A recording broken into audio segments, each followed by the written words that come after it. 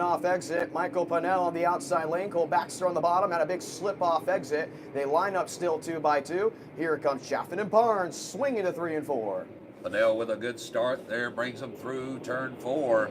That's Cole Baxter in that second spot. And it is door to door for that third spot with Barnes Jr. and Chaffin as they work their way down the back stretch. Michael Pennell has raced here multiple times. No surprise here. He pulls to a 2-car length advantage there over Cole Baxter. Back in third, you know that name. Chad Chaffin is locked in. Big stack up for James Swan towards the 16th, maybe 10th position. Got all jammed up with Blaine Aiken on the outside. They keep it rolling off turn 4. Now your first 3 have settled out single file while racing continues back in the pack. The number 20 car there taking over the 4th spot. That is Dalton Connor, and Chuck Barnes Jr. settling into 5th. Michael Pennell ahead by about 4 car lengths. Chad Chaffin, he's an interesting driver that we talked about earlier in qualifying. I had to speak with him. He said learning a street stock and how it races around Nashville is completely different than that of a pro late model, or really, should we say, any car. It's heavier, it's tougher, it's more treacherous. You have to diamond up the corner and slide it down off exit. But he's holding well in that 3rd position after a wild spin he went for in practice. He definitely found the limit. He's got a lot of speed, holding just still in that 3rd position.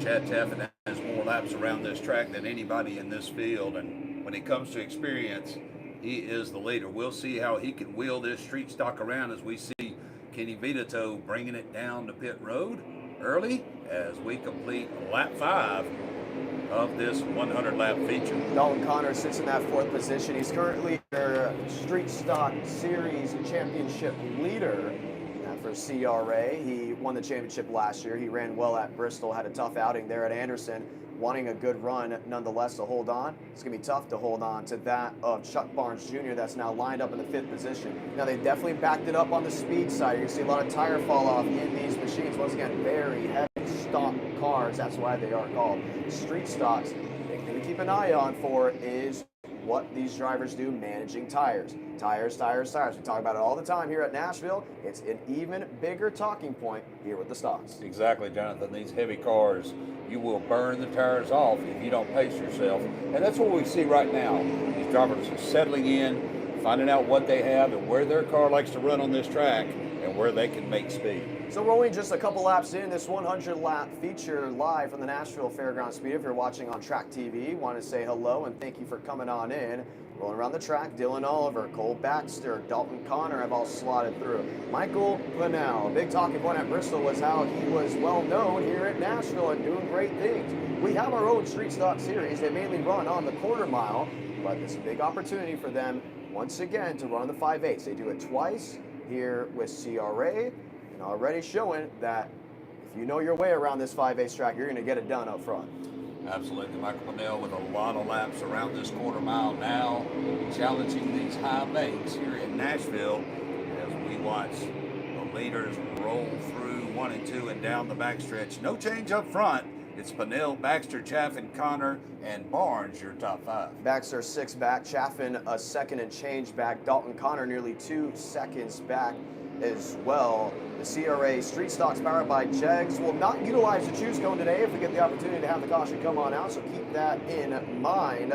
Only the leader will be able to choose the inside or outside lane. But right now, for Pennell, he doesn't want to see anything. He just wants to go out there and run his own pace. Doing so, another point to mention, these street stocks are not allowed to gas up until halfway. Gas up before halfway, well, guess what? You got a penalty on hand. Keep that in the back of the brain. Yeah, these guys will have to just take care of this equipment for these first, 60 laps or so. And folks, you notice, looking back through this field, a lot of throwback schemes here tonight with some of these street stocks. I see the old Lake Speed Kmart throwback purple car back there in 58, and also looked at the there was another one out there. Not exactly sure, but Cole Baxter has closed the gap in, and I mean tremendously. What was 6 back is now 2.5 car lengths back to that of Michael Pennell. Baxter has not won once this year. He's shown a lot of great pace throughout the season. Chad Chaffin back in third, Dalton Connor back in fourth. You look to Chuck Barnes Jr. to about 6th, 7th, 8th, or 9th. They're now in single file formation, waiting for that first slip up. The 97 machine is looking to the outside. That's James Swan, the Alan Kowicki throwback to that of the ASA scheme. Jumps to the outside there of Austin Maynard, the winner at Bristol. Thank you. That was the one I was looking for. All right. So these guys, like you said, Jonathan, just settling in, finding out what they have, and they will continue to track around this high bank track. We are 14 laps in, a long way to go for these CRA street stocks. Now, the thing about the stocks is they usually don't run races over 100 laps. This is an opportunity to really understand what you got. That's why Cole Baxter's backed it up. Honestly, believe this is a 50-lap race. Baxter will be wheel to wheel right now with Michael Pennell. But he knows, hey, we got to back it up. The 5 Crown Series is very interesting. You start at Nashville. Then they go to Anderson, Salem, Shady Bowl, back to Anderson for a championship. It is an in-season championship, which makes it very exciting for some of these drivers to not just win the full 2024 CRA Street Stocks Powered by Jegs title, also to win King of the High Banks, the 5 Crown Series. And that is currently what you're watching, the opening race to that 5-race stretch. Yeah, Jonathan, patience is what you preach to these drivers. You know, these guys start on these quarter miles, they race 30, 35 laps, they go hard every lap. As you move up and these races get longer and these tracks get tougher, you have got to learn to pace yourself. Be patient. You can't win it early, but you can lose it early. Oh, you definitely can. Baxter has been sitting about 2.5 car lengths back to Michael Pennell for the last 2 or 3 laps. Chuck Barnes Jr. has not been able to leapfrog through Dalton Connor just yet. Connor and him are just situated in their own position. You can't forget about that of Chad Chaffin that's sitting now in that 4th position. Jeff Lane has dropped back to the 7th spot. James Swan back in 10th. Austin Maynard in 11th. A lot of racing still left to go. 82 laps left in this stretch. Look at Jeff Lane looking to make up time. Dives to the inside, couldn't get to Dylan Oliver. But that top 2 has not changed. Is Pennell maintaining pace, or is Baxter maintaining pace? You see Pennell picking a different lane. He's already looking that second groove. Like I said, Jonathan, these guys are looking for different lines right now. They've got spotters in their ear, taking lap times and trying to figure out where they can make time. You saw Connor get past Chaffin. I don't think Chaffin wanted to fight him too much. He is one driver that knows what it takes to get to victory lane here, and I know he's pacing himself until about lap 60 or 70. Chaffin has gotten to that second groove. Already Chuck Barnes Jr. is looking up there. If you're a pro late model fan watching back at home or in the grandstands currently, you'll quickly realize this track has already rubbered out big time because of these street stocks. They put down so much rubber on all the grooves. Get ready, because that second groove may come into effect for round 2, that being the Pro Late Model 100. For everyone else, well, very rarely do you see drivers get up to that second and a half groove. You're starting to see it a lot. Maynard, Swan, saw Aiken touch it just for a moment. Jeff Lane has peaked up there a couple times.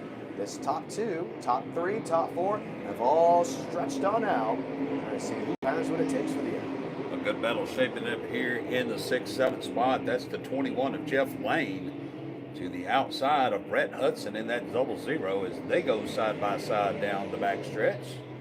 And we'll see how that one shakes out. The 00 tight to that yellow line.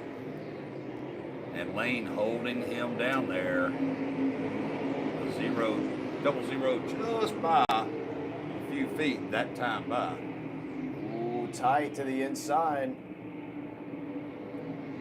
Now pulling up on Dylan Oliver in that 03, trying to make this a 3-car battle. So that would be Brett Hudson on the bottom there, the 00. A couple 00s here in the Street Stocks division. Look at Jeff Lane hanging tough on the outside. Very rarely do you also talk about at some short tracks that it's driver versus track. Everywhere the Street Stocks go, it's drivers versus track. They went to Anderson, they were struggling with holding and maintaining pace. They went to Bristol, same deal. When they go to Winchester, oh my goodness, it's insane. At Nashville, with how treacherous this track is, you talk about the Buford bump off turn 2, the 18 degrees of banking, that hard transition back to 3 degrees on the straights. It is hard to maintain, and I think that's why Cole Baxter has been able to pull into Pennell the way he did about 5-6 laps ago. Pennell made one mistake, and all of a sudden Baxter, who just kept the forward momentum off exit, went from 6/10 back to 3/10 back. It's all it takes. One small slip up, you can be right back in this game. Absolutely. See your leader now working through turn 2. Strung out all the way around this field. And Jonathan, this is a long race for these guys. 28 laps in. Still a long way to go for these CRA street stocks. Let's run down the top 10. James Swan, Blaine Aiken, Jeff Lane, Brett Hudson, that's 7th on back. Dylan Oliver, Chuck Barnes Jr., Chad Chaffin, Dalton Connor, that's 3rd, 4th, 5th.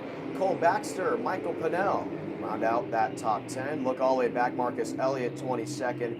Kenny Vitito, 21st. Philip McCord, Danny Smith, Tyler Hagan, Michael Niter, Travis Arms, 16th on back. Got Gus Moody in 15th. Colby Lane, Tyler Nicely, Brian Bayer, Austin Maynard. Round out sticks on back. Cars looking good around the track, Ramus.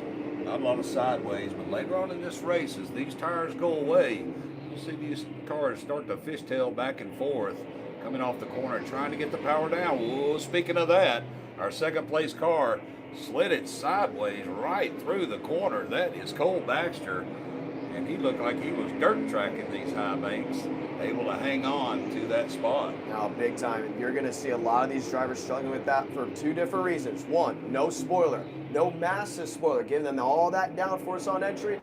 Number 2, tire wear. If you thought these cars ice skate in the pros when they get 50 laps in, get ready for what you got here. Battle, Chad Chaffin, looking, peeking, got passed by Barnes Jr., has the 03 machine to his inside. That's Dylan Oliver. Yeah, Chaffin slowed just a little bit and allowed the 44 car to get by. Now that 03 of Dylan Oliver right there. Looks like Chaffin has picked that pace back up and will settle in right between those 2 cars. Once again, Oliver looking low, not able to get it done. You look back to your front runners and look who's arrived on the scene. Dalton Connor is there now on Cole Baxter. We all know Connor's a driver that knows how to get it done late in this race. Younger driver, but a champion of this series. Got it done back in 2023. Hasn't been able to find victory lane just yet in 2024, but we all know he's due. Just 3 races in. Looks to the inside of Cole Baxter. Baxter's not going to give him a lane. They wash up the groove into 1 and 2. But while they get ready to clash and possibly fight, they have now closed in on the Michael Pinnell machine. Top 3, nose to tail, 4 car lanes separating them all. Cole Baxter definitely picking up the pace a little bit, trying to catch that leader. Connor is right there in 3rd. And once again, the 03 right on the bumper of Chaffin, Oliver, and Chaffin. Now Oliver to the outside. Chaffin lets him go. So give that spot to Oliver in the top 5. Looking, Chaffin inside, Baxter. Oh, Brett Hudson, should we say. The outside slots it on through. Connor has been looking for a move on Baxter one too many times. He hasn't been able to make it work down off exit. Lap times, they have dropped off, I want to say, significantly as these drivers continue to work around the track. Originally, the lap times are about 22 seconds when they first got started. They're looking at 23.5, so a whole second of fall off before we even reach the halfway point of the race. Yeah, Ramus, and I'm looking around the track as these leaders start to creep up on this 3-car battle back in the pack. I've been keeping an eye on those guys.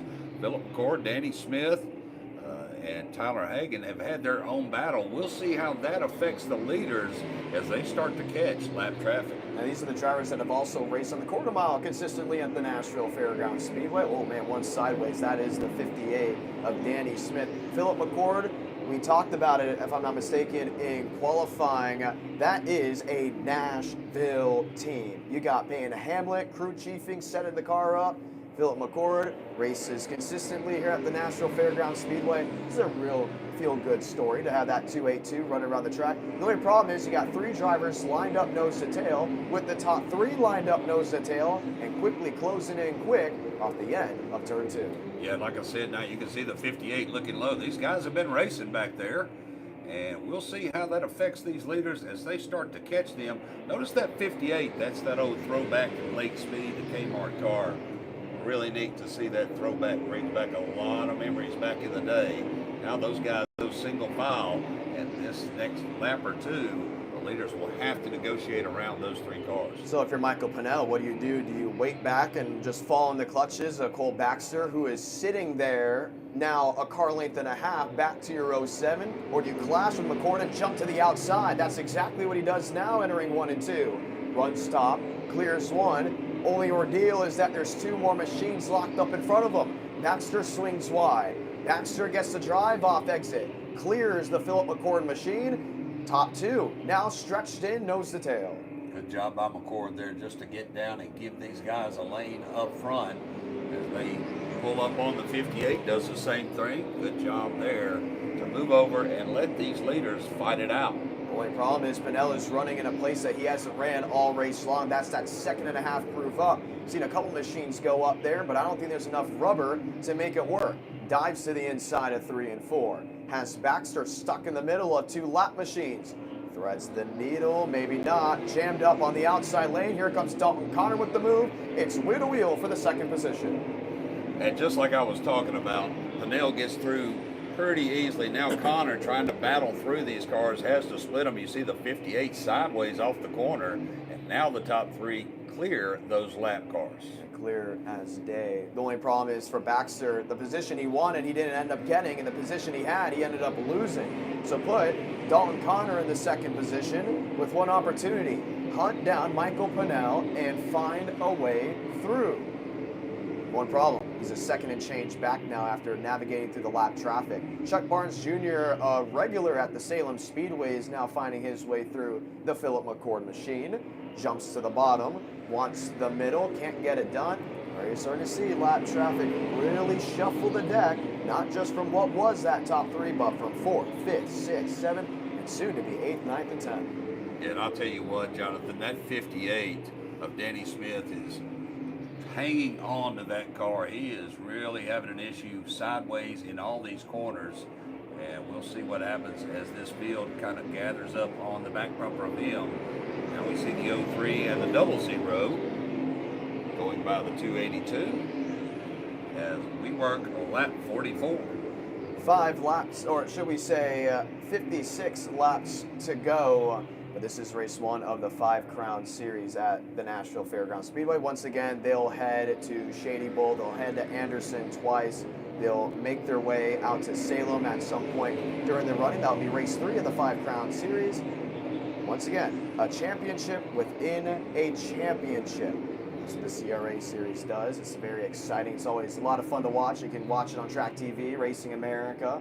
A lot of racing still left to go. Well, how about this? Top 2 nose to tail by 2.5 car lengths. They've been able to catch Michael Pennell. They haven't been able to pass Michael Pennell. At some point, that's going to change. Yeah, if you notice, Pennell's moved that line up just a little bit. He's up in about 1.5 lanes, maybe up in that 2nd lane down in 1 and 2. So just trying to roll these corners, save those tires, and see what he has at the end. But meanwhile, can't back off too far because here comes the 20 car. If you let Dalton Connor go, you're not going to see him for quite a while, and that 07 knows it very well. Slides up to the 2nd groove, tries to lock it in, does so off corner exit. Around this track, there's battles. Dylan Oliver with Brett Hudson. That's for the 5th position.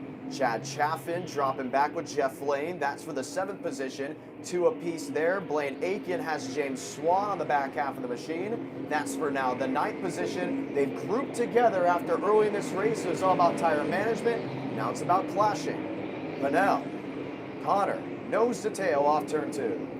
Yeah, it won't be too long before these guys will be on the loud button for sure. Watching that 3 car, another local driver, Travis Arms, a little bit off the pace back here in the back of the field. Travis running a lot of laps here as well. So 1 lap to go for this first 50-lap session. Pennell, outside lane, lined up with Dalton Connor. Through 3 and 4. Connor wants to drive off exit. He's not going to get it. Stage 1 goes to Michael Pennell. Nice job by Pennell. Flag to flag there in that first stage as we run that stage caution free. And so it's Pennell, Connor, Baxter, Barnes Jr., and Dylan Oliver, your Fast 5 halfway through this 100-lap feature. Now, if you're scratching your head wondering why did the white flag come out for that one, CRA has 50 lap stages and segments, so that's exactly what you see here. A new thing that's been added to the Pro Late models is that we will have a 50 lap comp yellow as well during the race, and that is news to so many. Maybe down in the southeast, run a comp yellow, but it will be adopted for tonight's Pro Late model race. So 50 laps in the books. Why are we doing this? Some of these drivers need to refuel. They definitely need to change those tires. 50 laps, I promise you. So halfway through this one, folks, we're going to take just a second. Listen, we appreciate you being here. Might want to go back, get you a little something to eat, something to drink back there. Check out some of that Nashville swag. Also, while we've got your attention, just want to thank Fox Cuts Lawn and Landscaping, who's been taking care of our groundskeeping here. They were voted #1 in Wilson County, so we appreciate Fox Cuts. Also, one of our own, Tony Watson, we appreciate him. He's been battling that scoreboard for years. Again, working on that this week. Thank you so much, Tony. All right, guys, we'll take a break, and we'll go back to Green Flag Racing shortly.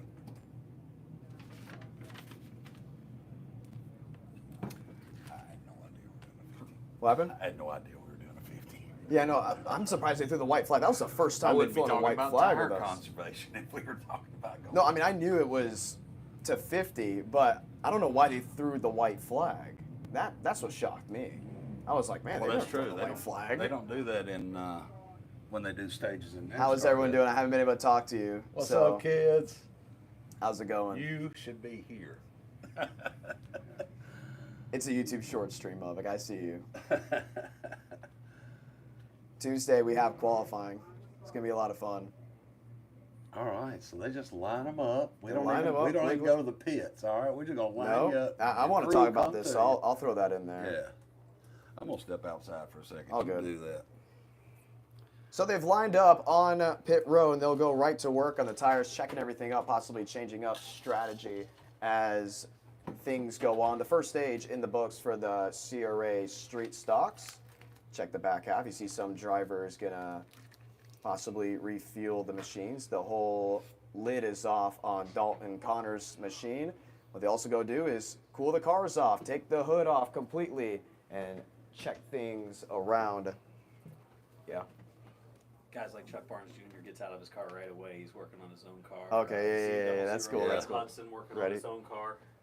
What's also interesting about this series, the driver is also the mechanic. If you look on pit road, Chuck Barnes Jr. is out of his car. He is now looking around the car. I wouldn't be surprised if he goes under the car to go ahead and make some adjustments. That's what's interesting about the CRA Street Stocks powered by Jegs. Just because you race it for 50 laps doesn't mean you just sit in the car and have your team go to work. You are very much a part of it under the hood. Barnes Jr. is out of the car. We believe we see the 00 out of the car as well. That is Brett Hudson looking around. He's moved to the right side, actually has the jack stand and is getting right to work on it. Every inch of adjustment, every second of an adjustment, maybe a change of strategy. It can be the difference between first, second, third. A lot is being changed. Looking more on pit road, they're adding fuel there to the James Swan 97 towards the back end of that machine. As you guys know, James Swan, that 97 is based off of Alan Kowicki's ASA throwback. I talked to Swan, actually, and Anderson about that, and he said, that's the first scheme I remember when going to the racetrack for the first time, and it was that Alan Kowicki 97. So paid homage to the late Alan Kowicki, and what a beautiful looking hot rod. They're right to work. Hood's coming up, lid's coming up, fuel's going into the car, checking around the tires, probably making some tire pressure adjustments. I believe that's exactly what's going on with the Austin Maynard machine in the 07. That'd be a good time to hit that Chevy thing. Yeah. So as they get to work and they do what they need to do to possibly find victory lane, we want to thank a brand new sponsor at the Nashville Fairgrounds Speedway, that of Rogers Dabbs Chevrolet Performance Parts. Hey, Rogers Dabbs Chevrolet Performance Parts is the place to buy all things performance parts. Every part you need for your car, truck, sedan, SUV, they have ready for you. Rogers Dabbs Chevrolet Performance Parts has the second largest powertrain dealer in the United States and a service that is unbeatable. For more information, go to rogerdabbs.com or call 211-4220.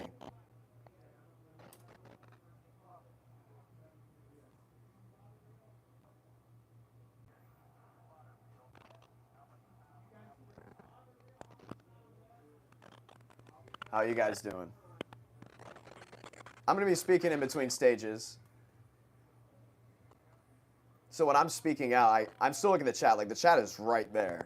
I see everything from Muvik to Chicken to Outlaw. I see you. I know some names I recognize are actually in the grandstands listening to this broadcast. So glad you guys are using this as like a radio transmitter. There's only about a second delay, which is pretty cool. So you won't miss any of the action. Pro late model drivers to your cars. Attention in the pits, attention in the pits. Pro late model drivers to your cars. Pro late model drivers to your cars. Get ready to gear up for race number 2 of the night. Time getting ready to expire on these street stocks. Soon you'll be able to hear them gas it back up and get ready to roll off for the final 50 laps. We went caution free for that first half. The second half is getting ready to fire on off. Does anybody have what it takes to beat Michael Pennell? He is led lap to lap. You see down in the 1 and 2, the Select Motorsports safety crew getting to work, putting down speedy dry in areas that they believe there were oil. Now, that is the exact line where there was oil from one of the ARCA East machines that went up in smoke earlier in practice.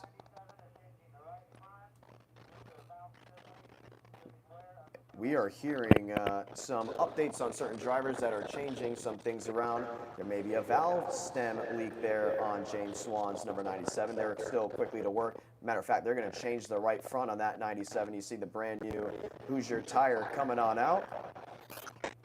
So as work continues to be getting done, we'll be ready to put you back under the green flag at the Nashville Fairgrounds Speedway.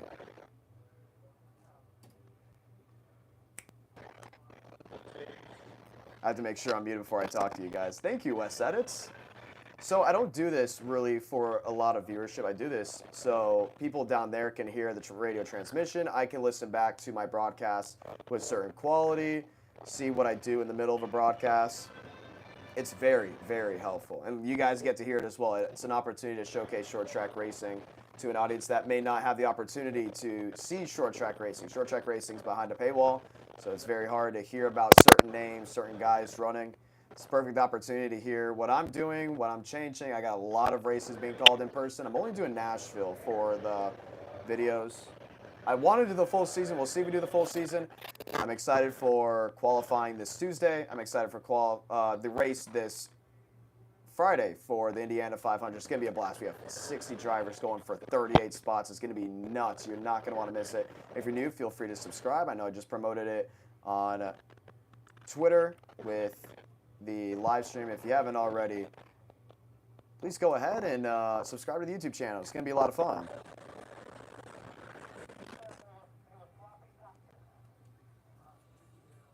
I'm hearing to know when we get the rollback to go.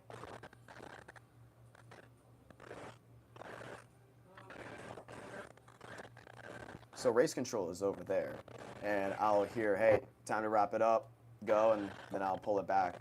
But with James Swan still having work on his car, I don't think I'm going to call anything just yet. Oh, actually, no, I'm going to do ad reads.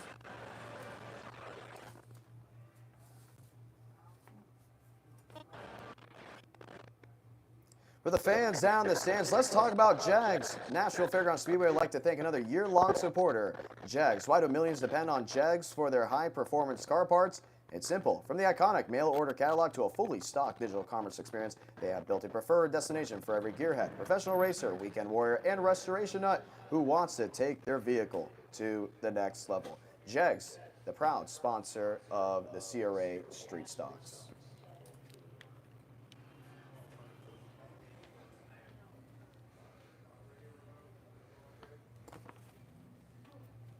They firing up. They're getting ready to fire up.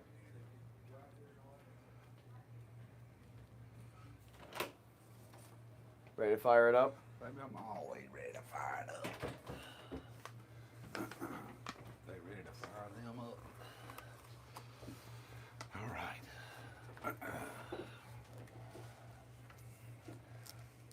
Who you got?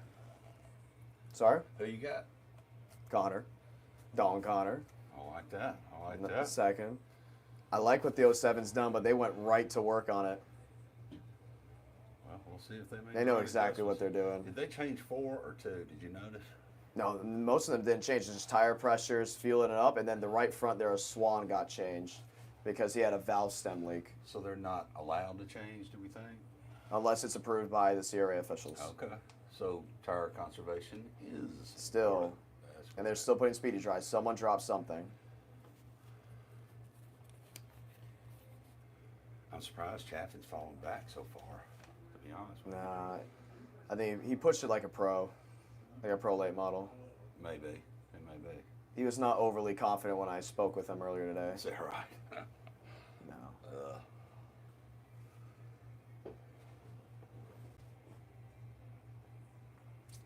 How about you folks over there? Where y'all watching from? Well, we got 23 right now, but get ready for that pro. It's tough to go up against NASCAR. They're getting ready. We got a virtual esport event Tuesday and Friday, so it's going to be packed. I'm excited for it. First open wheel IndyCar event, so Oh, wow. it's going to be exciting. That Last will be e-ticket cool. got 24,000 to tune in, 25. Wow. So Neat. it's going to be exciting. When is that?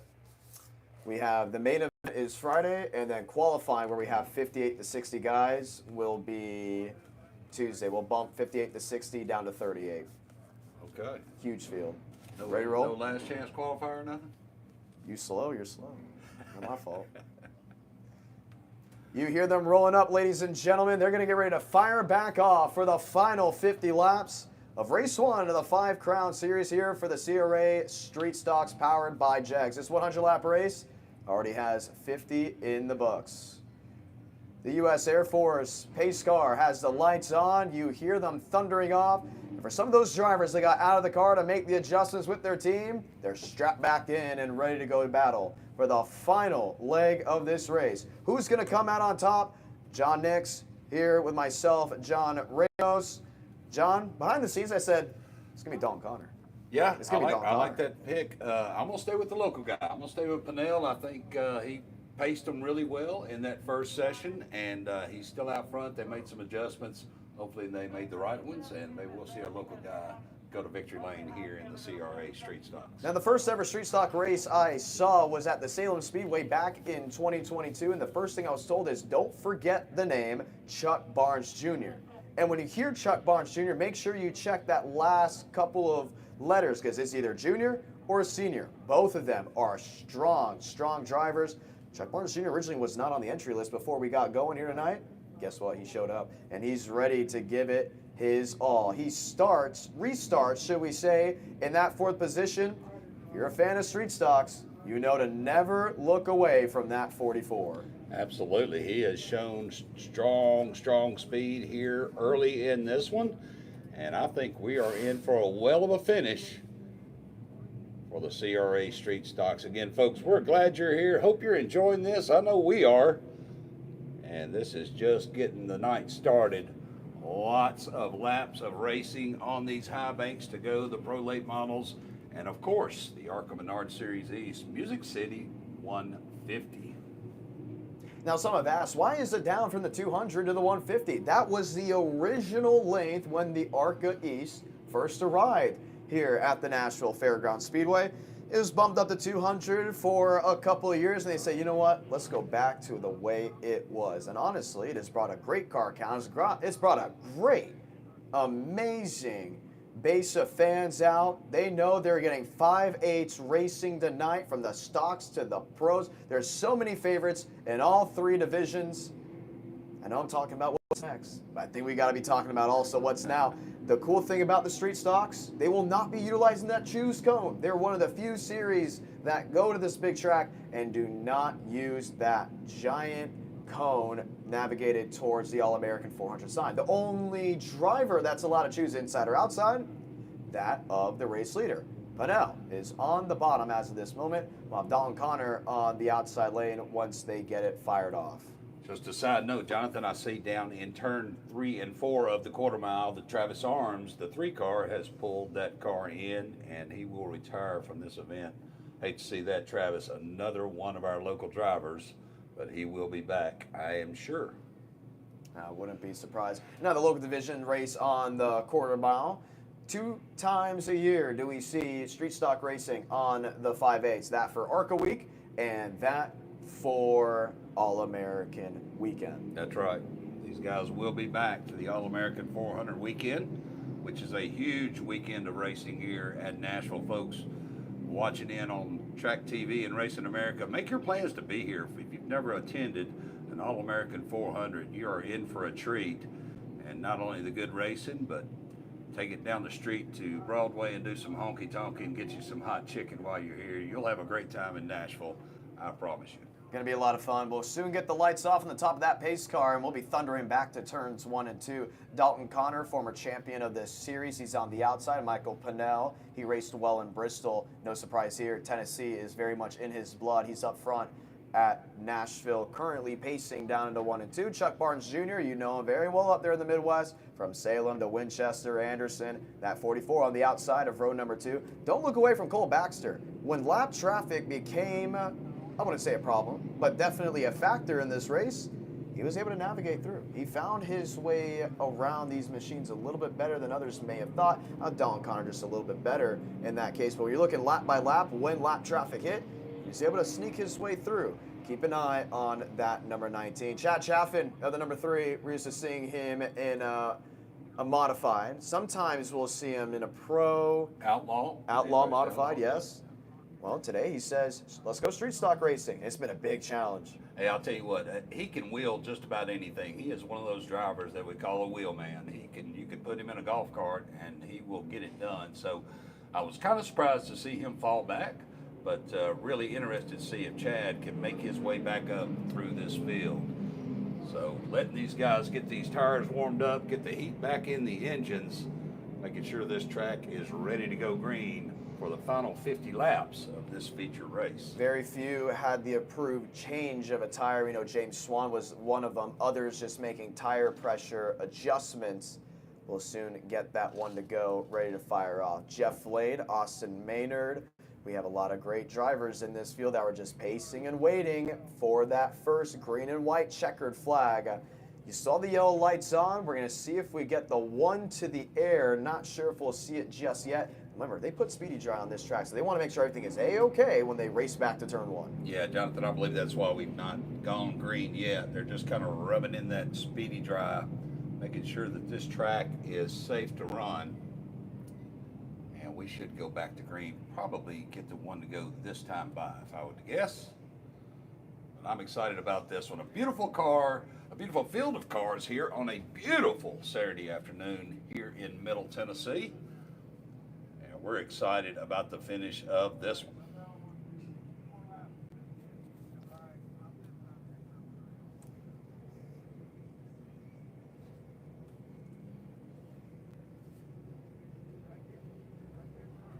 You can watch the race on Track TV or Racing America. This is almost like just an opportunity to, to hear the action and get an opportunity to dip into short track racing. I'm telling you, you want to get into short track racing. It's amazing.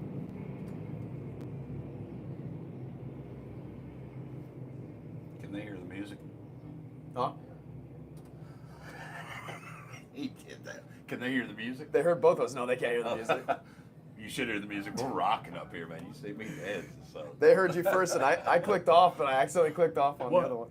We're about to go back on hot air, so luckily we're on commercial break on Racing America. That's what counts. All right, I think he's got that one to go.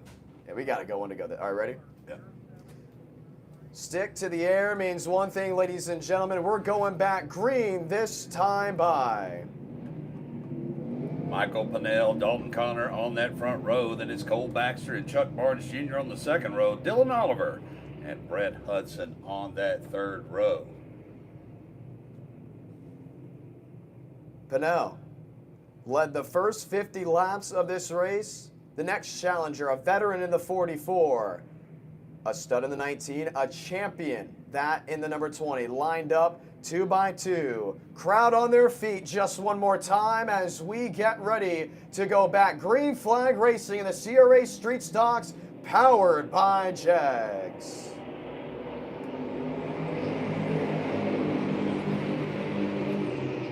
Good side by start. Side by side start to this second lap. I can't even talk now, Jonathan. I'm watching this race. Here comes Dalton Connor to the outside of Pinnell as they go door to door through 3 and 4 and down the front stretch. Connor tried to jam him, couldn't get it to work. It's Michael Pinnell now with a nice move, back side by side to 1 and 2. Here comes Chuck Barnes Jr. to the inside, wants to make it 3 wide, won't work out. Connor off exit, won't allow Pinnell to clear. It's still wheel to wheel for the race lead. Yeah, there'll be no more pacing. Now you are racing, and you can tell these guys not wanting to give up an inch. We see one getting sideways back in the field. Everybody's okay. And we hit them down into 1 and 2 once again. Connor outside, Barnes Jr. on the inside, slides to the rear end, got it to stick off exit. Connor with the drive, wheel to wheel for second, wheel to wheel now for the 4th, maybe 5th position, has allowed Pinnell to pull away, but he's still fighting a very loose race car. You don't want to see Chuck Barnes Jr. clear in your mirror. It just happened. Top 2, nose to tail by 2.5 car lengths. You talked about it earlier, Jonathan. Barnes, the cream rises to the top, and we see him working his way toward this field, toward the 07. Now paced down about 3 car lengths from the field. That's what he wants to see in his rear view mirror. A lot of racing behind him while he has clean track up front. Cole Baxter, a little tap there to the 03 there of Dylan Oliver.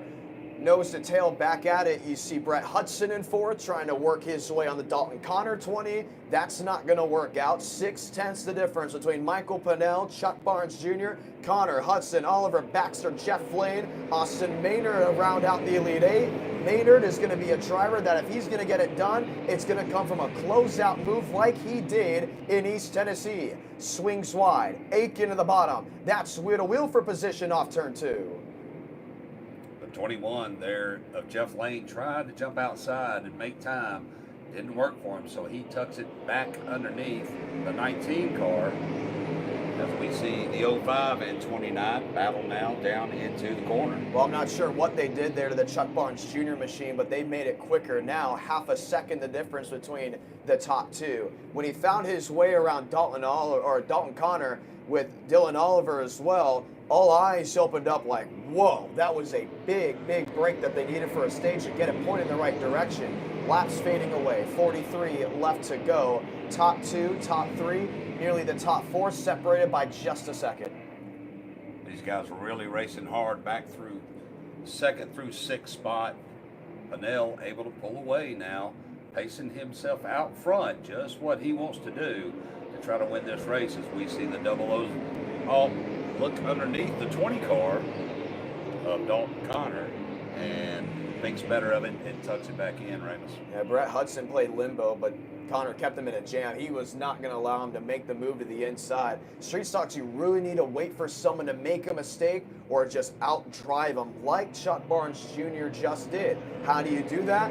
Experience. The more experience you have, the better opportunity you're going to get to find victory lane. And guess what? If you have experience on a high-banked short track like this, you're going to be going the right way. As Pinnell, as Barnes Jr., as now Dalton Connor in that 3rd position, this time by 40 laps to go. Well, I would say you want to get up on that rear bumper and pull the air off the car, Ramus, but there is no air on the rear of these cars. No spoilers, like you said. Makes these cars very difficult to drive through the corner.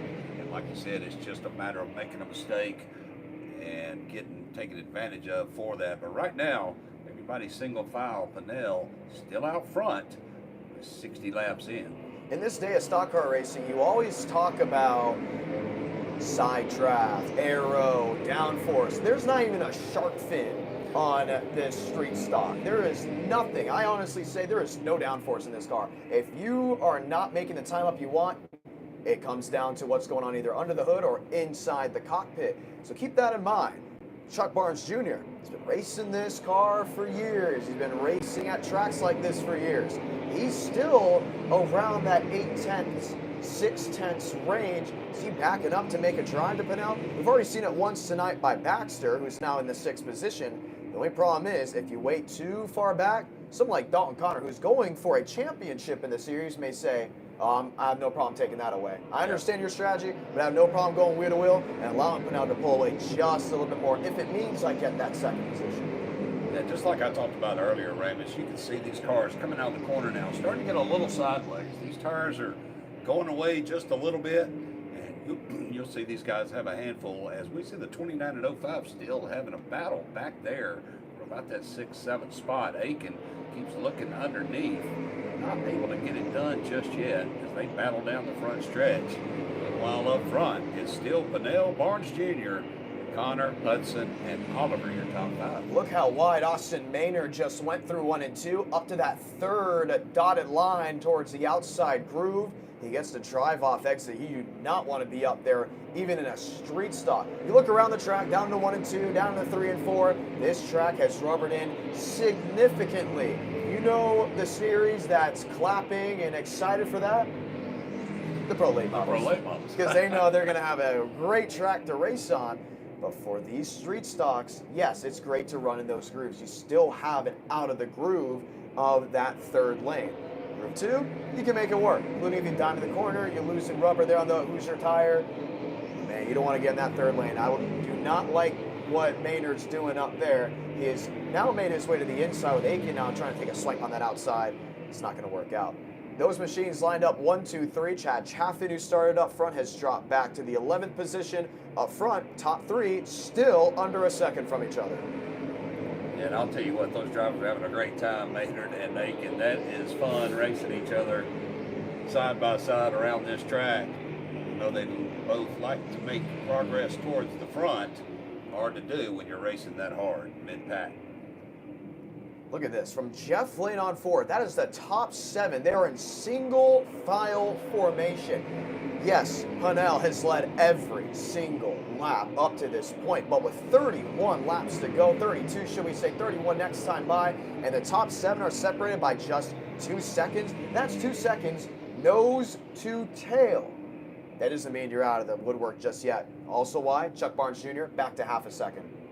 Keeping an eye on Pennell right there. You can see him just a little bit sideways out of 4, and that's going to allow Barnes to pull up. We'll see if he can bring those other 4 cars with him. Jonathan, I think we're in for a race before this one's over. They are making slow progress toward your leader. It's now 3 car lengths, the difference between first and second, a car length between second and third. Dalton Connor is someone that I wouldn't be surprised that might wait towards lap traffic.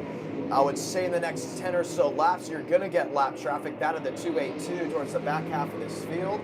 If you're Michael Pennell, you've already arrived on that scene in that first stage, but with laps fading away and a checkered flag just a couple minutes away, you don't know how aggressive these guys will get. Pennell up the track, Chuck Barnes Jr. to the bottom, battle for the race lead off turn 4. Barnes saw an opening, tried to get down there, but had to pitch the car down and lost momentum off of the corner. That will allow Pennell to pull back out. As we see one sideways, all 4, 25 car, nice save. Back to the leaders. It's Pennell, Connor, Hudson, Oliver, and Baxter. It's now a car length and a half the difference for the lead. It's half a car length for second and third. Dalton Connor has arrived on the scene, has knocked on the backboard of that machine, but so is Brett Hudson. So is the 03 of Dylan Oliver. These names we've talked about all race long are gearing up for a drive to the finish. Can Chuck Barnes Jr. gear something up to find a way around the Michael Pennell 07? He has 28 laps to get it done. These guys will start pushing each other harder and harder. Now the battle's back for 5th. That's the 03 and the 00 as they go side by side down the front stretch. Brett Hudson trying to hold off Dylan Oliver. Still has that position. Oliver pulls back in behind him. He'll try again later. Hudson lined in. Oliver, we know he's willing to be aggressive and make the move. But what's going on here with the Michael Pennell machine? He almost lost it off the banking at turn 4. Went down the 18 degrees of banking, still pointing in the right direction, but it's carried the momentum back to Chuck Barnes Jr., who has been able to make that second groove work time in and time out. I don't want to doubt Michael Pennell, but I definitely will never doubt, without a shadow of a doubt, that of Chuck Barnes Jr. He's strong, he's aggressive, he knows how to get it done. The thing is, 25 laps to go as the clock starts ticking away. Same gap between those top 3 cars. Pinnell still pacing out front. Barnes was there and now has backed off to about a 3-car length separation as they work their way through 3 and 4. This time by, it will be 24 laps to go. Half a second the difference between the top 2. 8/10 the difference between the top 3. Now a full second the difference between the top 4. This single file formation has not changed very much, minus Jeff Lane now dropping off the pace, 3 seconds back to your race leader. He is maybe 5-6 car lengths of that of the 19 of Cole Baxter in the 6th position. They're going to continue to try this rubber band effect. They stretch on out, they close back together. Now you see Chuck Barnes Jr. sitting, waiting for a move. He closes in the back end of Pinnell, but still no strike for the 44. We've got to wonder, Ramus, if when he tried to make that pass about 5 laps ago, decided just to back off just for a few laps, regroup, maybe cool those tires just a little bit, and then make another run. And we'll see right here as he pulls up down the back stretch. He may have a little something for him before this one's over. Great save by Cole Baxter. Had hand over fist coming off turn 2. Gets it back pointed in the right direction in the 6th position. Chuck Barnes Jr., Michael Pinnell, Dalton Connor, I think that's just tale as old as time so far tonight. We've been talking about it from the drop of the green flag and closing in to the checkered flag position. Next time by, it's 20 laps to go. Run through the field. Jeff Lane has dropped back dramatically. Blaine Aiken has dropped back dramatically. So has Chad Chaffin. If they want a shot at winning, they're going to need a caution. Same with Bristol winner, that of Austin Maynard, who is now dropped back significantly outside the top 10. He's back to that 12th position, working nearly, I want to say, 4 seconds off the pace. So there's a lot changing. Drivers that have been able to hold on tire wear wise, they stay lined up nose to tail. Others have dropped back in a big way. With 20 laps to go, things could still change with the top 5 under a second and a half. Yeah, Raymond, just look at these top 5-6 cars are able to hold it down on the bottom. We see Barnes get just a little bit high. But back in the field, you'll see a lot of these cars starting to wash up the track.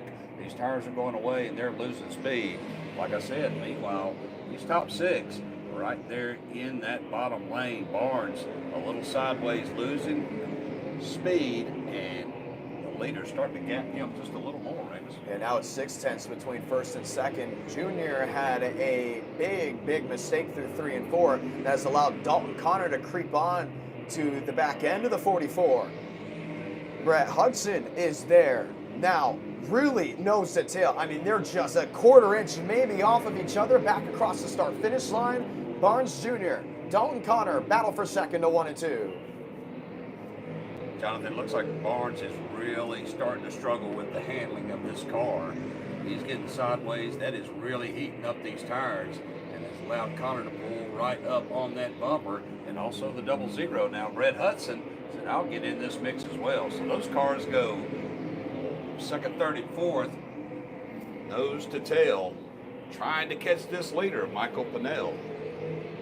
So what's it going to be? 16 laps to go. Barnes Jr., Dalton Connor, Brett Hudson. This has been the talking point the entire race.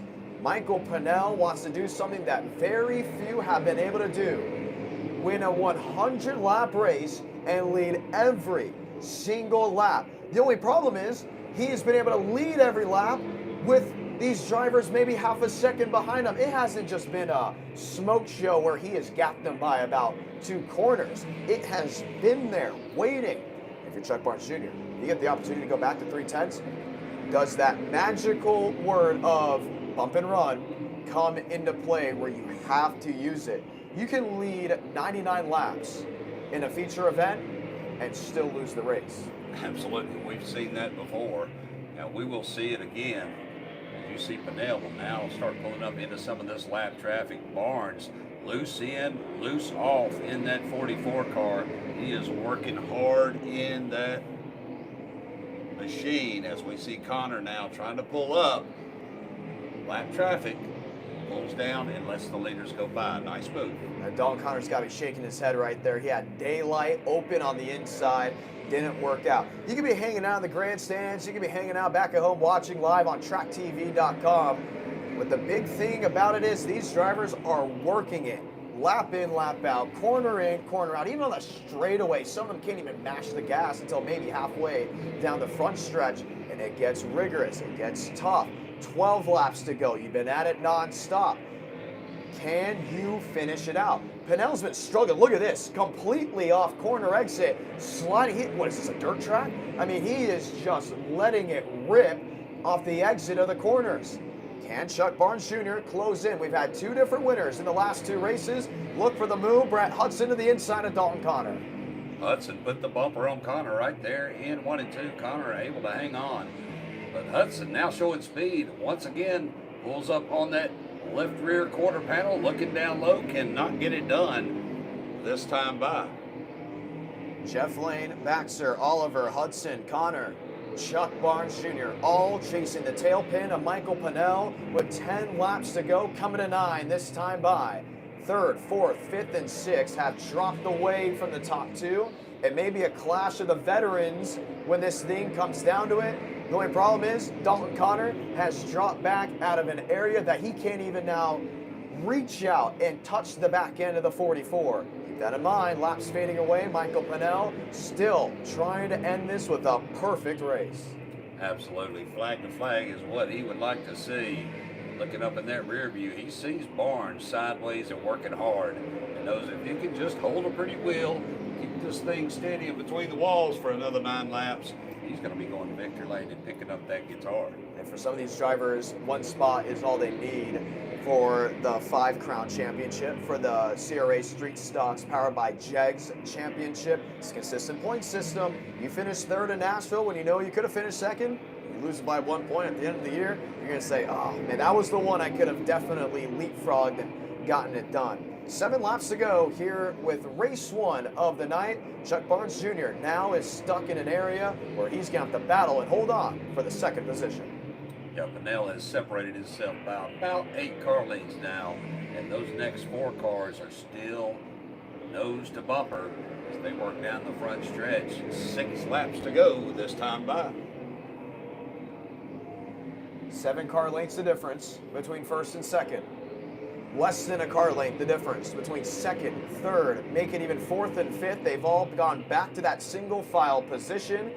Can they shuffle it out with laps fading away? Michael Pinnell led lap 1. He is now leading with 5 laps to go. Chuck Barnes Jr. has been sitting in the bridesmaid position for most of this second half. The problem, Dalton Connor is there, knowing that 2nd position can be the difference in a championship. He's ready to strike. I see a lot of cars sideways back in the pack, Jonathan. I know 4 or 5 cars that would love to see a caution right now. I know one that does not, and that is your leader, Michael Pinnell. Down the front stretch now has set a lap car between himself And the 2nd place car of Barnes. It's got to make him feel just a little more comfortable at this point.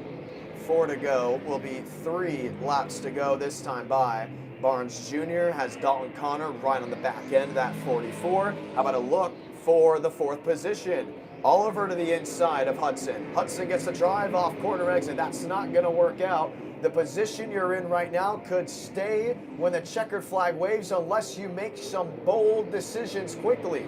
3 to go. Will be 2 to go as they work their way off turn number 4. So Michael Pinnell holding this lead. I guarantee you this time he hears every rattle in that car. Just praying to hang on. 2 sticks in the air by our chief starter. Let him know 2 laps to go here at Nashville.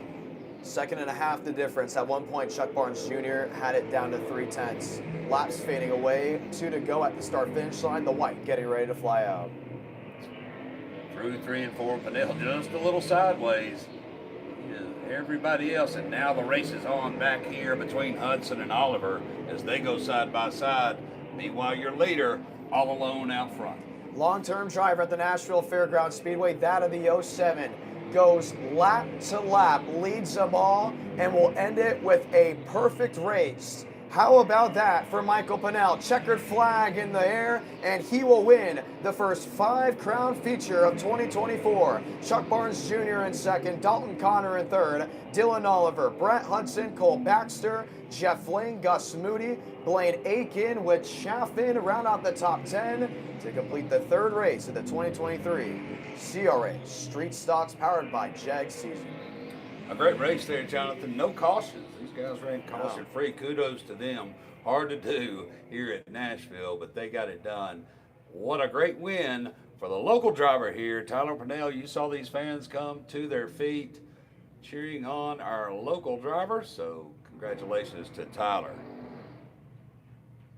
So Michael Pennell, your winner. Chuck Barnes Jr., Dalton Connor, Dylan Oliver, and Brett Hudson. And what a race those guys had. Ramus back there, 2nd through 5th. I'll tell you what. You don't need a caution for it to be a good race. No, absolutely. They never let each other get away. And, wow, they put on a show back there. But Michael Pennell had them covered.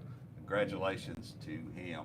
We will throw it down here shortly to our brother Joe Nelms in Victory Lane and get a word with our winner. Folks, a good time to stand up, stretch, maybe get you a little something to eat, a little something to drink. Check out the swag back there on the concourse. We appreciate you being here. 1 down, 2 to go here at Nashville with the Pro Late Models up next. You're hot. I didn't know if you want me to stop or pull it in. No, I'm good. All right, ready? Your race winner, Michael Pennell, has pulled it into winner's circle. Pastor Joe has the microphone, getting ready to interview, climbing out of the car, getting ready to climb out of that car and head on to the circle. Up next, Pro Late Model 100 here at Nashville. Following that will be the ARCA Menard Series East for the Music City 150. Congratulations to Michael Pennell. Pastor Joe, down to you.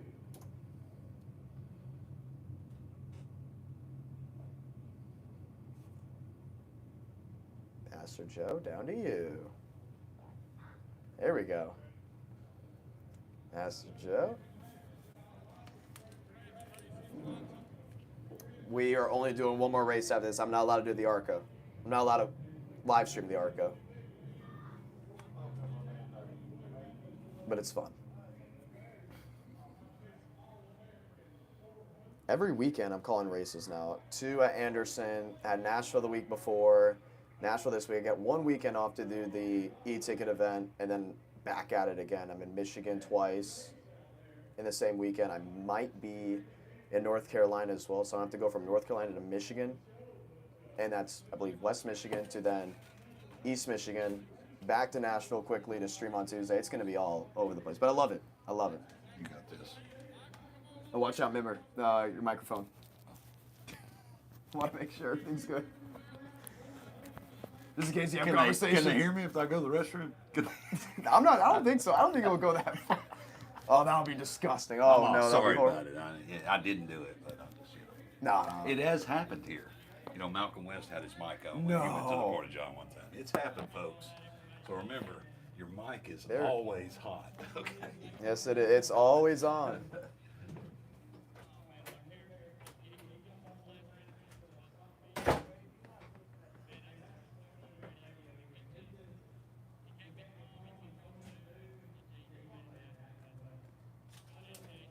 What's next? What's next? What's next?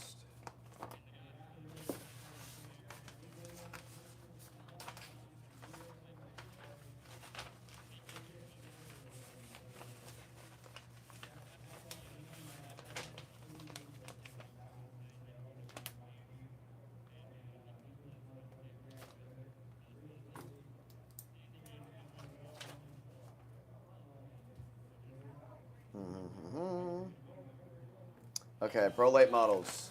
Pro Late Models are next. I get to talk to you.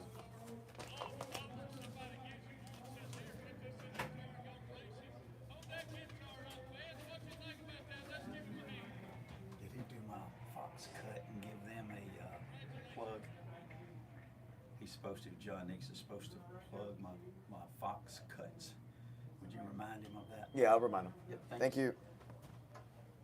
Thank you, Pastor Joe. Ladies and gentlemen, In just a matter of moments, we'll be ready to grid up and gear up for the Pro Late Model 100. This will be the third race of 2024. Update on the point system. We have a tight championship fight between Michael Howes, the driver of the number 1, and Dawson Sutton, driver of the number 24. Just 1 point separates both of them. And I know it's early, it's still in the championship hunt. It's the month of May, when we'll be ending in early November. But as proven in years before, what happens in race 3 could affect what happens in the championship finale.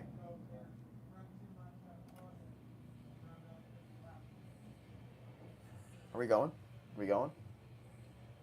Are we rocking and rolling? My nose is all. I'm so sorry. Hello, people. I'm so glad you guys get to watch and listen. That's not a lie either. I'm serious. It's awesome. Happy we're able to do this. It's a great crowd. Just so you know. Yes? Your street stock story is written. More drinking time. We're gonna have that written before the race is in. Oh yeah, it's gonna be done. Wait, I got a question. Are we doing the grading, or are they just gonna head out for pros? Let's see what they're gonna do. I don't care. How you guys doing? Happy Mother's Day. Oh, look at that. I don't think McConey realizes I'm live. Jeff McConey just waved at me. I just want to point that out. Jeff McConey's here. My family's here. All right. We're gonna do it on the fly again. So Doing it on the fly. I love doing it on the fly. Here we go. Yeah, came to get down. Glad Jeff McConey's been able to join us. See, look, you never know who you're going to see at the track. Fairgrounds is great. You should always try to make your way out to the fairgrounds, or at least watch it live. You'll hear myself, John Nix. If you listen to Racing America broadcasts week in and week out, I'm going to be on one of them, which is awesome. Blessed, thankful for it.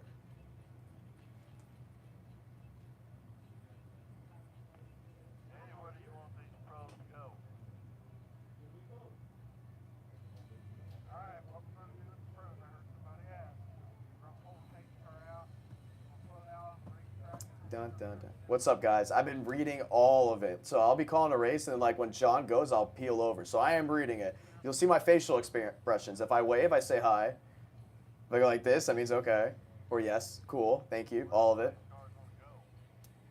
It's fun. Where's John? He's, I don't know. He just went. What keeps me going? Celsius. Little swig, nothing crazy. Sparkling version so it doesn't dry my voice out. Apparently this is happening on the fly, so the second they roll off, I got a call.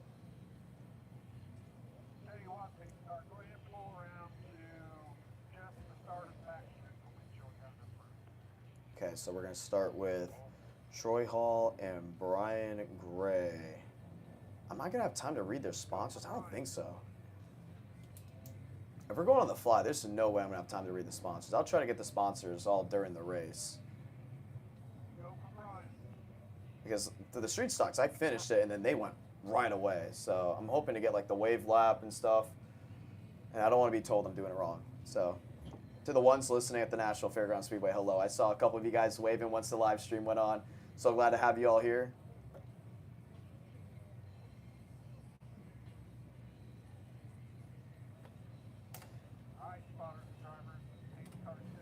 Hold on. During this intermission, ladies and gentlemen, how about an update for the diecast vendor down in the concourse towards turn 4? They're brand new late models available right now for purchase. Landon Huffman's 124 has arrived. It's a beautiful high rock looking machine. You have a couple others down there. So you got a couple Chase Elliott Pro late model diecast. You have a couple super late model diecast down there. If you're a fan of short track racing, go onto the concourse down towards turn 4. Best Doctor is displaying all the great diecast. from NASCAR in the 90s, NASCAR in the 2000s, 2010s, even the next gens are down there. So if you're a fan of any forms of stock car racing, go down there, check it out. It's going to be awesome. You're going to love what they see. He also has an area where there are cars on discount. So go ahead and have a blast, listen in, hear what he's got to say. Go check out some diecasts, because if I'm not mistaken, Dawson Sutton has some schemes ready to go and cars being made. If you're a fan of those late model diecasts, they are available for sale right now.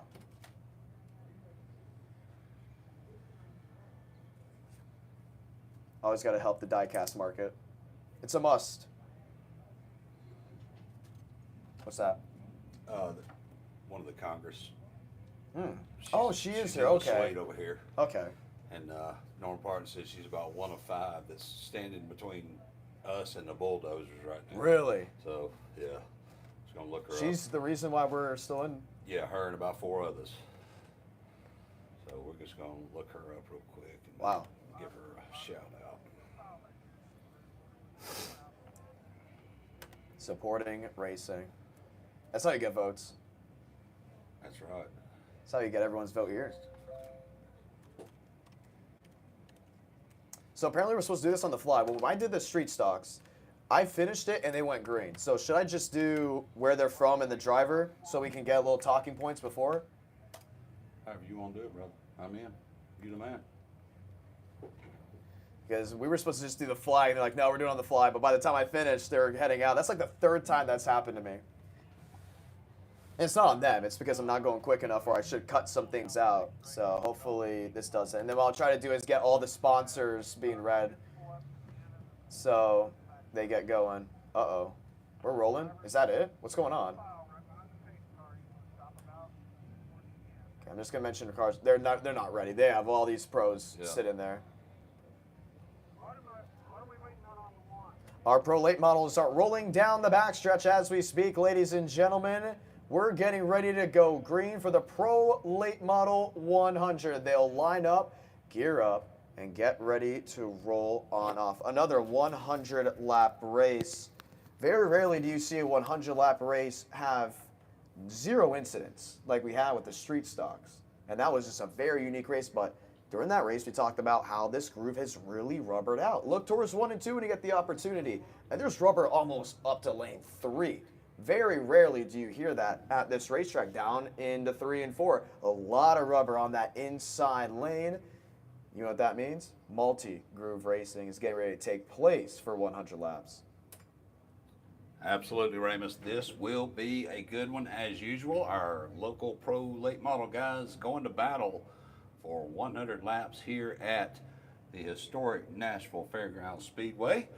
And while we talk about the Speedway, we have a special guest with us tonight, Courtney Johnson, who has been a member of the Metro Council since 2019 and is running for Congress, is with us tonight. We appreciate Courtney being here.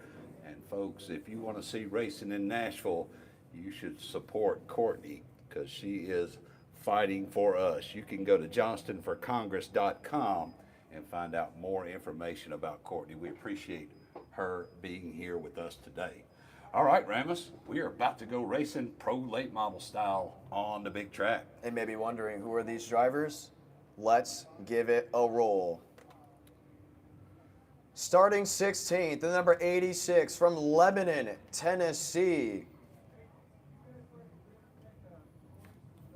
That is Troy Hall.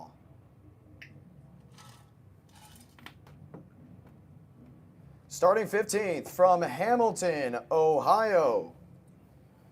Driving that number 3 and rolling on off, that is Brian Gray. Starting 14th from Antioch, Tennessee, it's the number 09, Daniel Bolden. Starting 13th from Brentwood, Tennessee, in that iconic number 11, it's Stacy Crane. Starting 12th from Mount Juliet, Tennessee, in the number 62, making his first appearance here at the Nashville Fairgrounds Speedway, William Hale.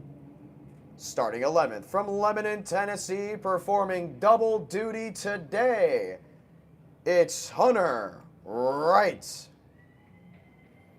Starting 10th from Mount Juliet, Tennessee, in the number 98, it's Benny Hamlet.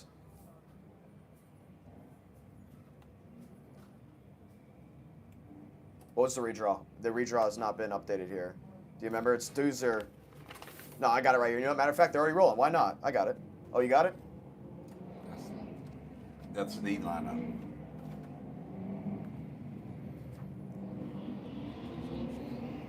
Starting on the outside of row number 4, driving the number 01 from Murfreesboro, Tennessee, that's Austin Wilson.